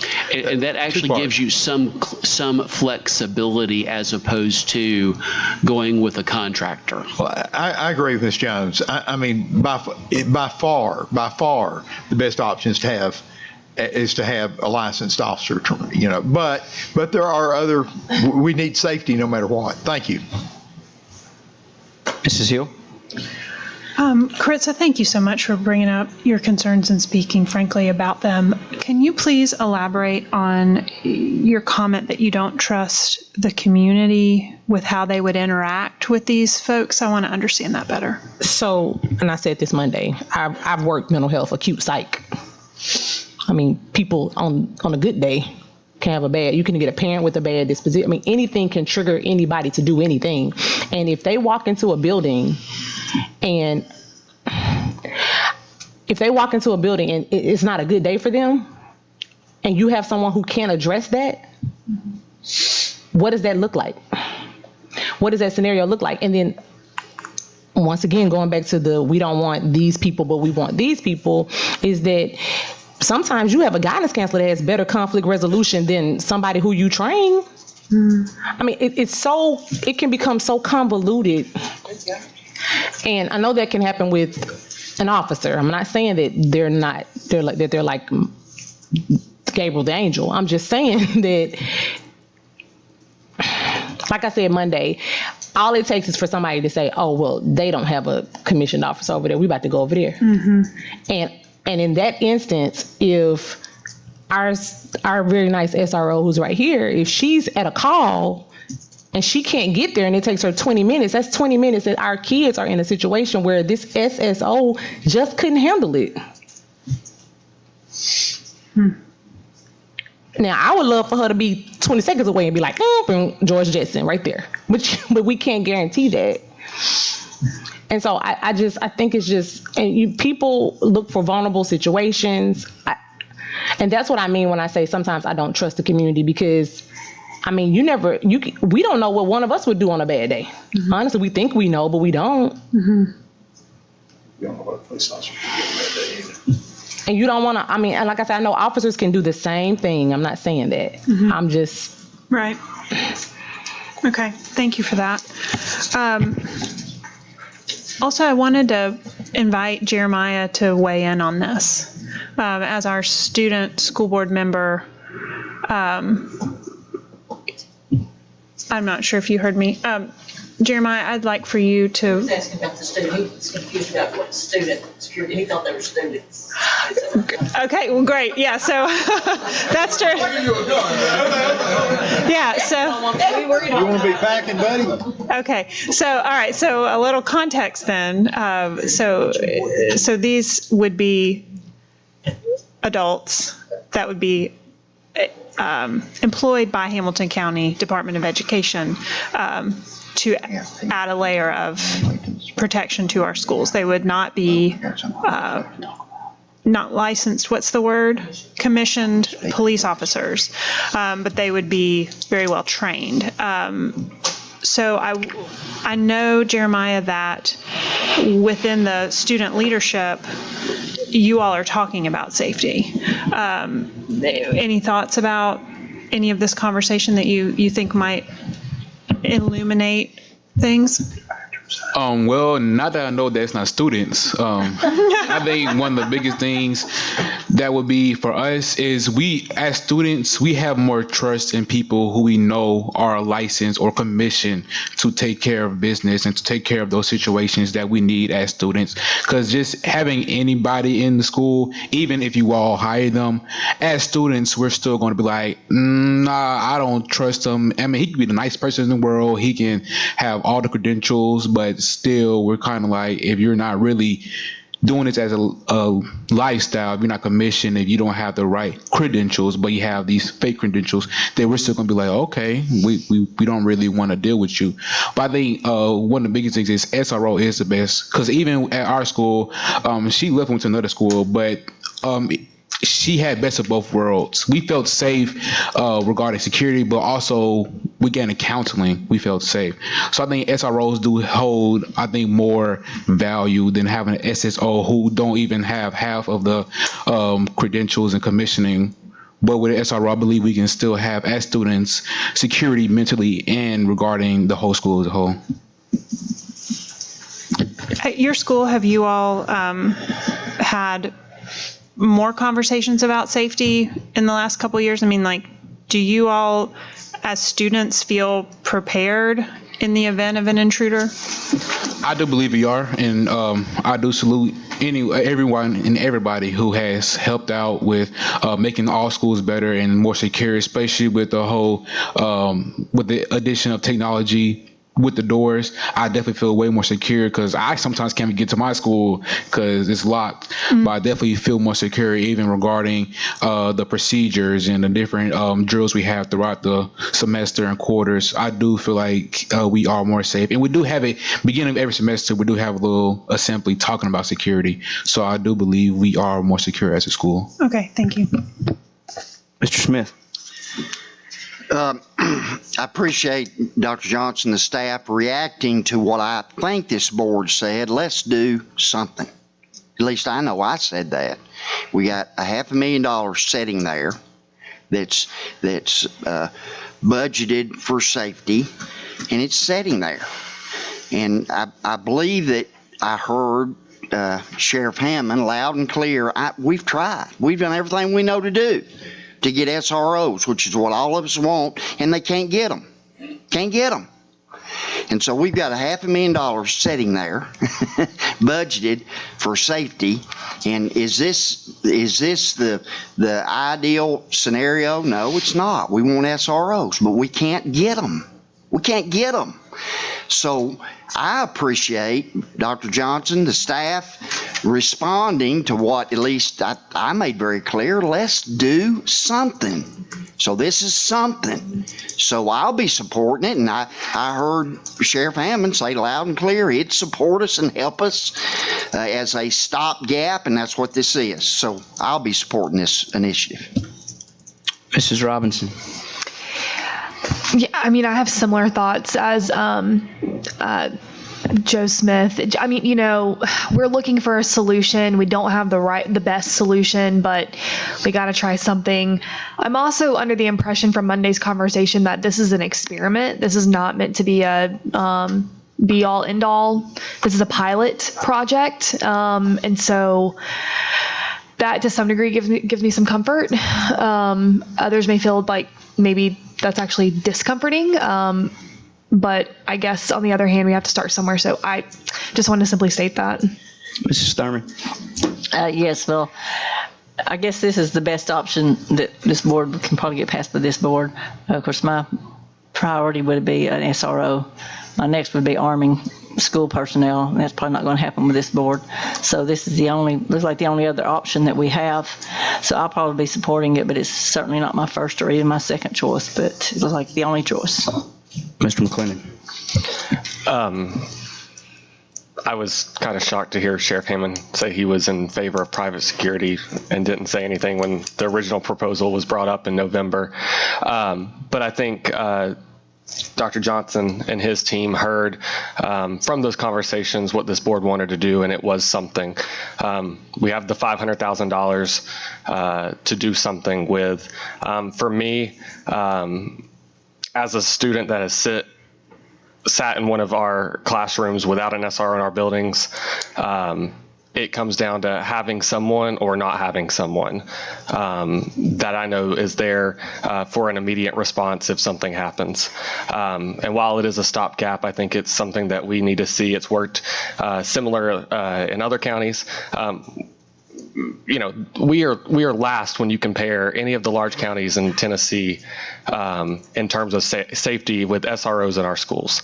That's alarming to me, and I'm glad to see that we're doing this step and all we've done in terms of technology, hardening our entrances, security cameras, and stuff like that.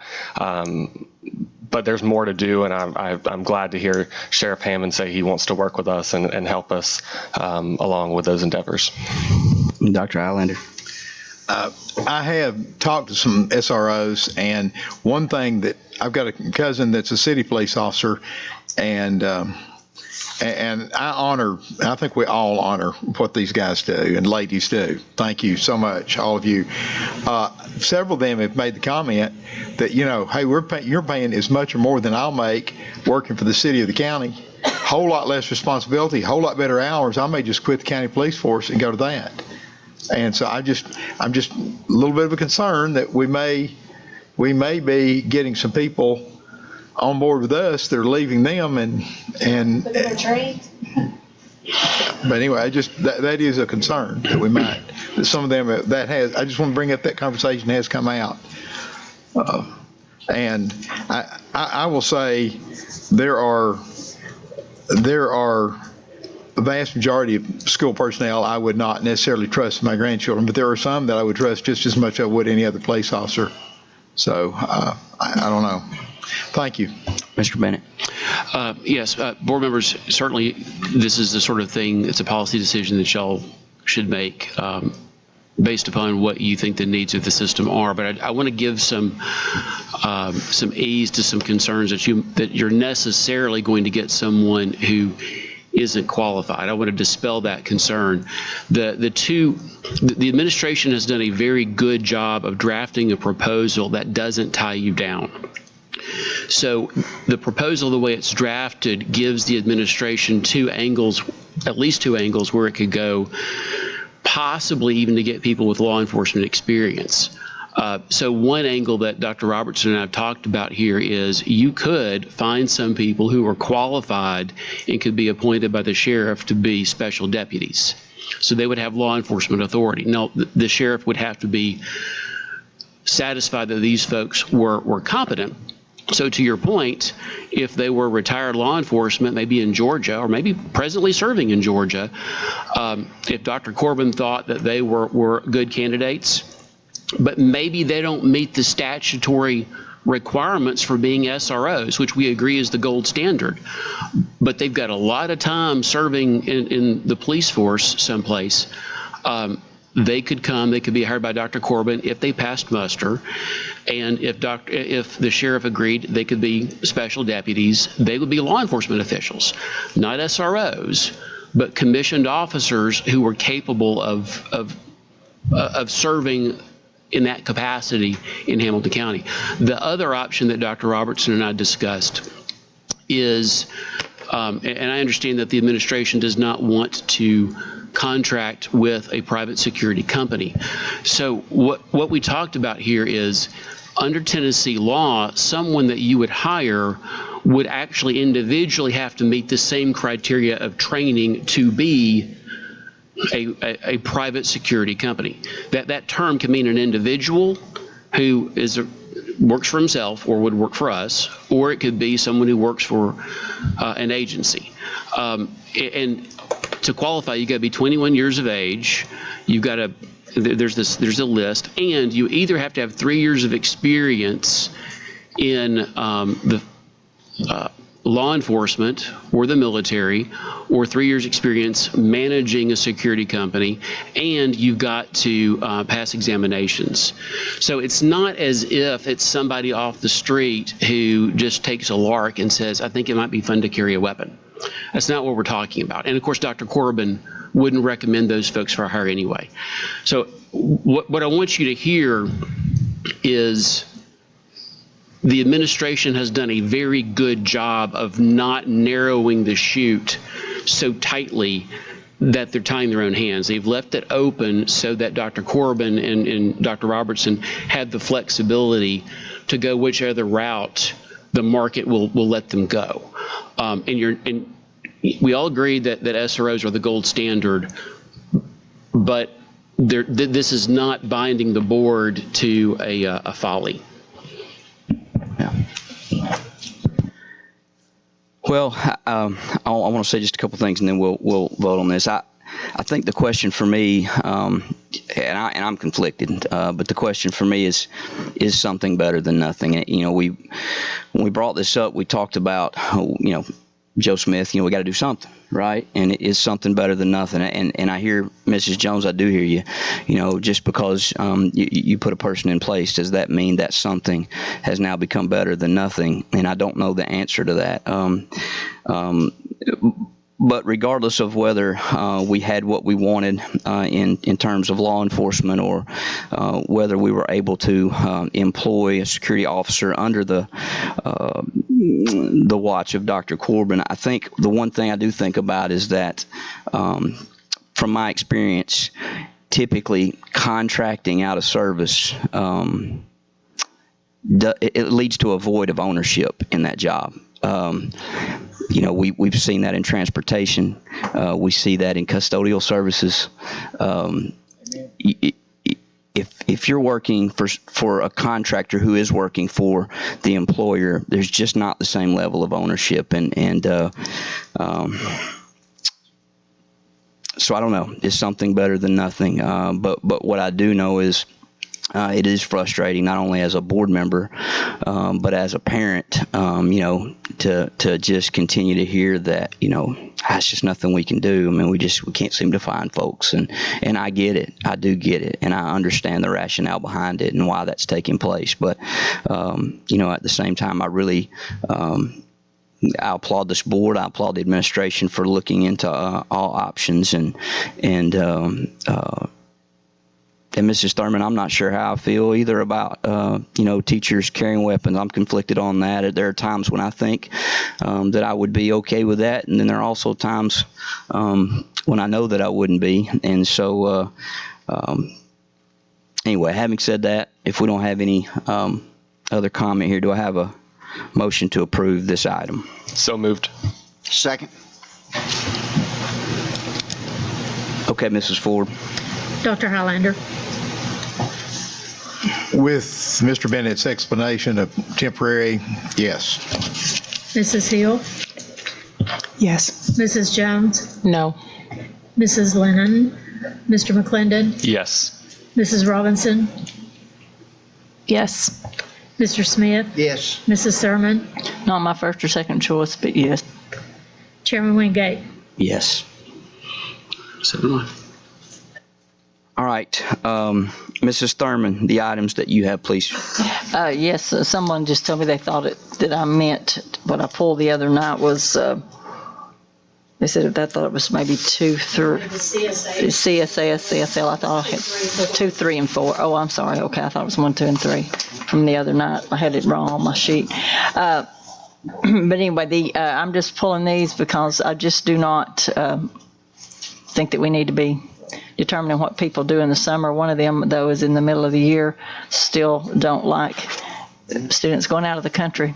I just think it's too dangerous. I just saw with a group of kids from Costa Rica just this last week. We're out on a field trip with their school. Was it Brentwood Academy? Is that what it was? It's in Nashville. It was a school in Nashville. The boat capsized and they floated out in the ocean, and somebody happened to have a UT T-shirt on, bright red. I guess if he had been an Alabama fan, he'd just drowned, but whatever. You'd have never seen the crimson red in the ocean, I'm just saying. He had on a bright red T-shirt and they saw him and rescued him. So, things like this happen. Those students could have very easily drowned. It was a teacher and 2 students. They could have very easily drowned had they not been found. So things like that happen, and it just confirmed the fact that I just did not. Do I need to do these one at a time, I guess? Okay. I pulled them. I'm not going to put them on. I pulled all three. Okay. Okay. Yeah, it's I'm all in. pulling the one to Madrid, Spain, the one to Barcelona, Spain, and the one to Japan. Okay. Do we have any comment or discussion on those 3 items? Dr. Highlander? I'd like our student board members' feelings on that. What you think about young people going out of the country? Yeah. But I'm thinking about the safety features, not having fun. I'm not talking about, I'm about, do you feel as a young person going with what's going on in the international world, you feel comfortable? Personally, as a person who's also aware of what goes on, just not in America, but throughout the whole world, I am half and half. I've never been personally outside the country, but this is personally my school, CSAS, and I've heard personally from my peers talk about their experiences outside of the country. Actually, recently, we just had some Tono Japan students come to our schools, and they just left Monday, but just hearing about how yes, they do enjoy themselves, and yes, it is definitely an eye-opening experience, and I definitely do agree with it, but at the same time, I kind of fear for them because with everything that's going on in the world, at the same time, a plane can malfunction, something go on with transportation, something can happen inside the country that was unpredictable, and so at the same time, you can never really tell if they're fully safe or not, being in a whole different country. And so definitely I'm on both sides of that story, but yeah, it's just based on the story. Let me finish my comment, and then you can go on, Dr. Johnson, if you don't mind. I agree with you that it's a great educational experience. I mean, my daughters went, and times are getting rougher and rougher, and I think if parents want to let them go, I think that's wonderful. It is hard for us to sanction it as a school board. That is hard for us to sanction it. That's my problem. If parents want to sanction it, I'm fine in agreeing with it, but thank you. I was just going to say, Jeremiah, start next month, you come sit in this seat, and I'm going to come sit down there next to Rhonda, because you answered that question like a future superintendent or something. You didn't commit. He didn't commit to anything, you know. I'm kind of with it. I'm kind of not with it. And so, man, you got a bright future ahead of you. That's all you. That's not me. I'm going to tell you what my brother says about men that sit on the straddle of the fence. I'm not going to tell you, but that's what I say. Hey, Jeremiah, whose district are you in? What district you live in? See, I'm zoned for Hickson, but I'm at CSAS. Joe Smith, you better watch out. He's running next time. All right. Okay. Anything else? So do we have a motion to approve that item? So moved. It's going to have to be one at a time. So this Because it's one item, right? It's one item, though. It was all under A. It's 3. There's 3. but they're individual. We've never done them that way. Yeah, there's like 17. Okay. 2, 3, and 4. So we need to do those 3. So moved to approve number 2. Second. Second. Tucker, was that you? It was. Okay. Dr. Highlander? For parents, yes. For board, no. So, huh? No. So the answer is no. Mrs. Hill? Yes. Mrs. Jones? Mr. McClendon? Yes. Mrs. Robinson? Yes. Mr. Smith? Yes. Mrs. Thurman? No. Chairman Wingate? Yes. 6-2. The next All right. one is Tono, Japan. All right. So number 3, do we have a motion to approve? So moved. Second. Okay, Ms. Ford. Dr. Highlander? No. Mrs. Hill? Yes. Mrs. Jones? Yes. Mrs. Lennon? Mr. McClendon? Yes. Mrs. Robinson? Yes. Mr. Smith? Yes. Mrs. Thurman? No. Chairman Wingate? Yes. Barcelona, Spain. Field trip number 4. So Motion to approve. Do we have a second? I'm sorry, who motioned it? You, okay, Second. gotcha. Thank you. Dr. Highlander? No. Mrs. Hill? Yes. Mrs. Jones? Yes. Mrs. Lennon? Mr. McClendon? yes. Mrs. Robinson? Yes. Mr. Smith? Yes. Mrs. Thurman? No. Chairman Wingate? Yes. Okay. Bless you. All right, so that, I think, brings us to my item. Correct. That would be the revisions to the lease agreements. Mr. Goldberg, could you just speak to that?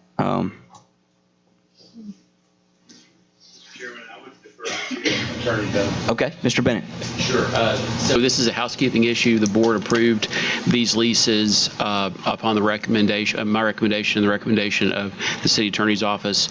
After they got back to the city attorney's office, the city property manager noticed that there were some mistakes in the references to the property. They fixed those.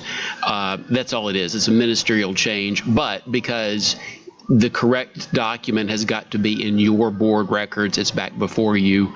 That's why it's here. Okay.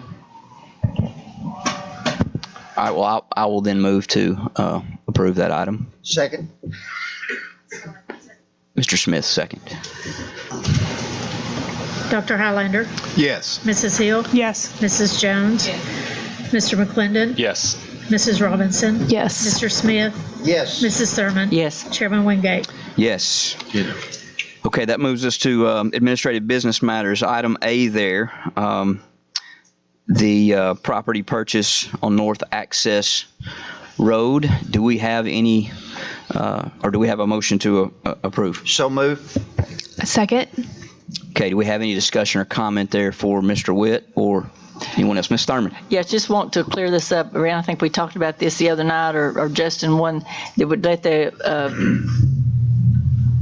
people know, let the community know that we're not buying this out of our general purpose funds, where the money comes from, and exactly what it's for, so people will understand. I've had a lot of calls about this. I think that, Brett. So, I don't know what month it was. A few months ago, the board did approve some contracts with vendors, One-to-One Health and On-Site RX, to provide health clinic services and pharmacy services to our employees.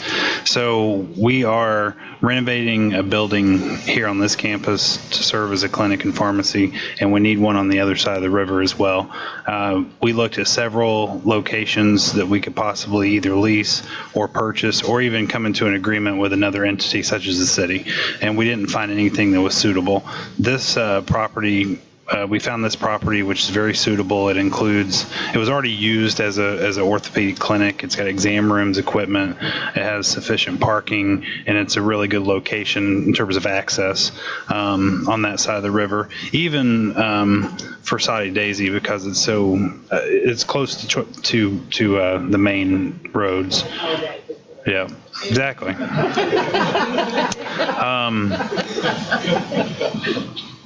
I couldn't have said it any better myself.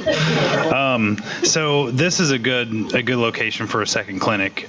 These clinics are funded through the Internal Service Fund, which is essentially our self-insurance fund. That fund is funded by insurance premiums and our employer contribution to that fund. So in a typical, last year we put approximately $57 million in revenue into that fund between insurance premiums and employer contributions. We paid out about $54 million in claims. So last year was a good year. We had a positive $3 million. Some years it could be the other way around. It just depends on the claims. Also, as a percentage of salaries, we pay about 34%. Our cost of benefits to the school system is 34% as a percentage of salaries.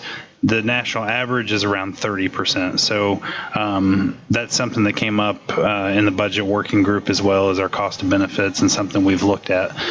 The county, Hamilton County, has looked at this as well. They started the pharmacy clinics around, I think it's almost 10 years ago now, 7 years ago. And they have seen a 2.9% cost avoidance or decrease. So there's two ways to look at that. The cost avoidance means your claims are going down 1% because people are going to your clinics and using your own pharmacy, which is cheaper for us to pay for that than it is to pay retail pharmacy prices or retail medical service prices. And then Sumner County has realized, similar savings, and, 1.7 million the first year, 2.3 the next year. and that sort of trend. So we do believe that this is the best way for us to decrease our benefit cost, as well as avoid the increases in costs that happen every year. And it is paid for through funds that are meant to pay for healthcare related items. So glad to hear about that parking, Mr. Goldberg, 'cause that's going to be a deal breaker for me. Can you tell them how many spaces are there? 20. All right. Handicap, 2. 3. We got room for a parking deck. All right, any other discussion on this? Okay, Ms. Ford, I think we had a motion. We don't have a motion. Yeah, we did. I didn't do it. Yeah, I'm pretty sure we did. So moved? Yeah. Thank you. Second. I'll take care of it. Who's the second? Highlander. All right. Dr. Highlander. Yes. Mrs. Hill. Yes. Mrs. Jones. Yes. Mr. McClendon. Yes. Mrs. Robinson. Yes. Mr. Smith. Yes. Mrs. Sermon. Yes. Chairman Wingate. Yes. Okay, now the naming of the athletic facilities there at Loftus Middle. Do I have a motion to approve? So move. Second. Okay, any discussion, comment on that? Mr. Smith? We just need to hurry and get this through. Dr. Gatlin's back there, and she's been up since 4:30 this morning. She's about to go to sleep, so thank you for being here. Okay, I think we're ready, Ms. Ford. Dr. Highlander. Yes. Mrs. Hill. Yes. Mrs. Jones. Yes. Mr. McClendon. Yes. Mrs. Robinson. Yes. Mr. Smith. Yes. Mrs. Sermon. Yes. Chairman Wingate. Yes. Okay, do I have a motion to approve the interlocal agreement with the City of East Ridge to return care of the East Ridge athletic facilities back to us? So Motion to moved. approve. Did you get that, Ms. Ford? Mr. McClendon made a motion. No, hold on just one second. Tucker. I'll second.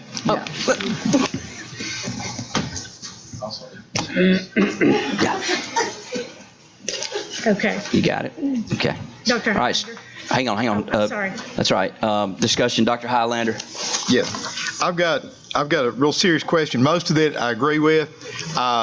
When my good friend Stunt Martin passed away, that kind of, he was kind of the driving force behind this. He did a great job.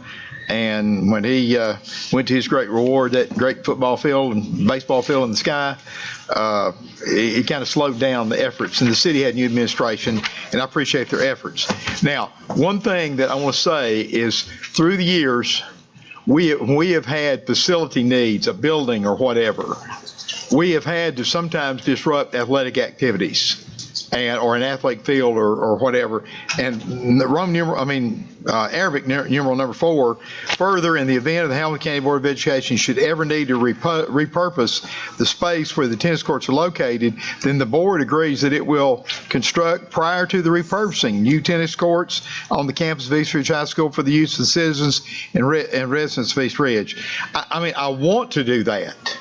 I think we should make every attempt to do that. But to say that we have to do that before we build a building or something, we have never done that. And I appreciate their having done a little bit of what they said they would do.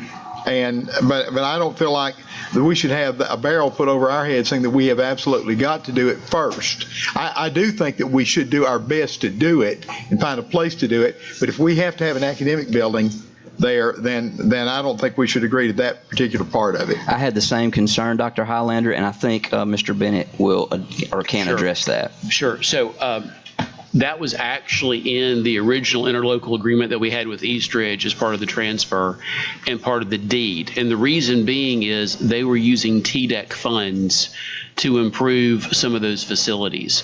And so once you use TDEC funds to improve your facilities, you commit to making that open to the public in perpetuity.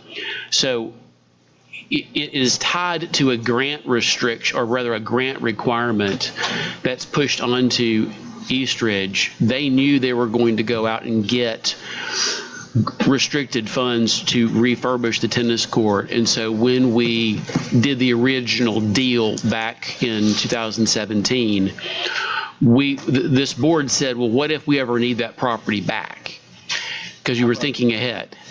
And the answer was, then you can have it, but if we've used state funds to improve something, then you need to replace it. And that's a requirement that's pushed down from the state. Let me follow up with that. Does it have to be done before the building's made? That's what it's stated here. I think we could. So it does say that, and that was some back and forth that I had with their attorney. And my understanding is that there was a level of discomfort from their city manager that they would ever be found out of compliance with state grants. Yeah.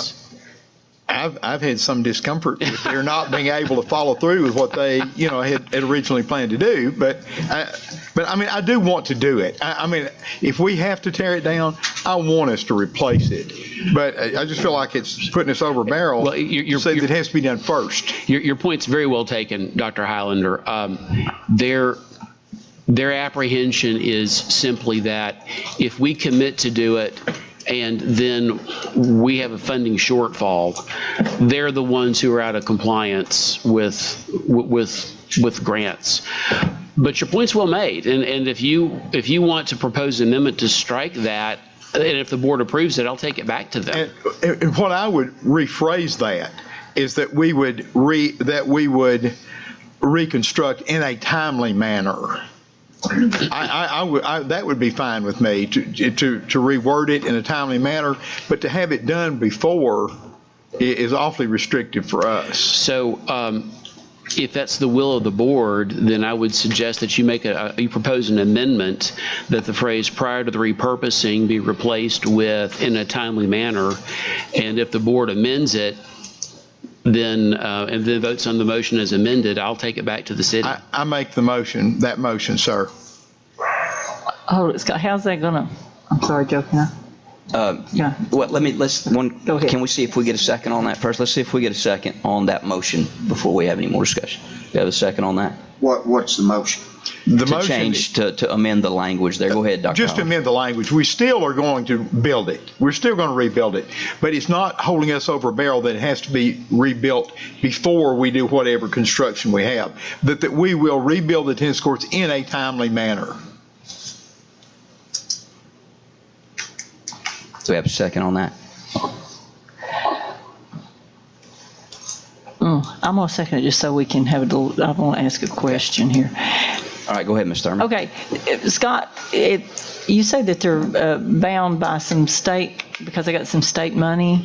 That's my do we have a choice whether or not we do this or not? I mean, because if we go in and tear it up, I mean, are we putting ourselves in some kind of jeopardy if we tear up something that we're not, that they got a grant? Okay, that's what I wanted to know. And I will confess, I don't know what source of funds they used. I know that Stump, Martin, and Scott Miller were very big on the idea of using certain type of grant funds to develop the whole place. Right. Now, what they ended up doing was they used some funds to redevelop the tennis courts. So I can't tell you what the specific restrictions are, but I know that the city was very concerned that there could be a situation beyond their control that would throw them into non-compliance. Okay, yeah. So, and I understand that. Yeah, that's what I'm wondering. And even if it's just a matter of financial investment where they've invested it, and I don't know how much. I mean, Mr. McClendon may know how. It was about $35,000-$40,000 into the tennis courts. So what they asked for initially, and I'm very happy to take this back, is prior to the repurposing. So that way they would know that there would in fact be a replacement. But I think that if it's the will of the board to say in a timely fashion, we'll see what they say. Okay. Mr. Smith. Scott, it happens all the time. Can they not go back to the grantor and explain what's going on, the situation they're in. And, you know, I've been dealing with grants for 25 years, and a lot of times the grantor will remove that restriction or amend that restriction, you know, based on certain circumstances. So I just wonder if the city of East Ridge, as the grantee, has gone back to that grantor and explained where we're at and what the dilemma is. And I don't know what their conversations have been. I will say that TDEC they're very protective of properties they've invested in. And so they are, as a for instance, when the board went to build Signal Mountain Middle High School on Shackleford Ridge Park, which had been dedicated to TDEC, that required a tremendous amount of legwork at the state level just to replace properties. So to answer your question, I don't know what they've done. Maybe we shouldn't vote on this right now, and you go back to them and explain the struggle that the board is having with this, and either get them to remove that or encourage them to talk to the grantor. Tucker may know this. Is it a TDEC grant? Do we know that? Yeah, because I brought this up when we were going through this to Scott, and same thing. It's basically to give the city just saying, hey, they use the funds, they don't want to be out of compliance. It is a TDEC. Yeah. Okay. But, you know, I also want to say Mayor Williams and his staff, the city manager, have been nothing but, I mean, gracious through this whole period, and they put a considerable amount of money for their city into this. They were out repairing sinkholes at the softball field today, knowing we were voting on this. And so it really kind of make sure that we don't put them out of compliance when they have no I mean, I don't want them out of compliance.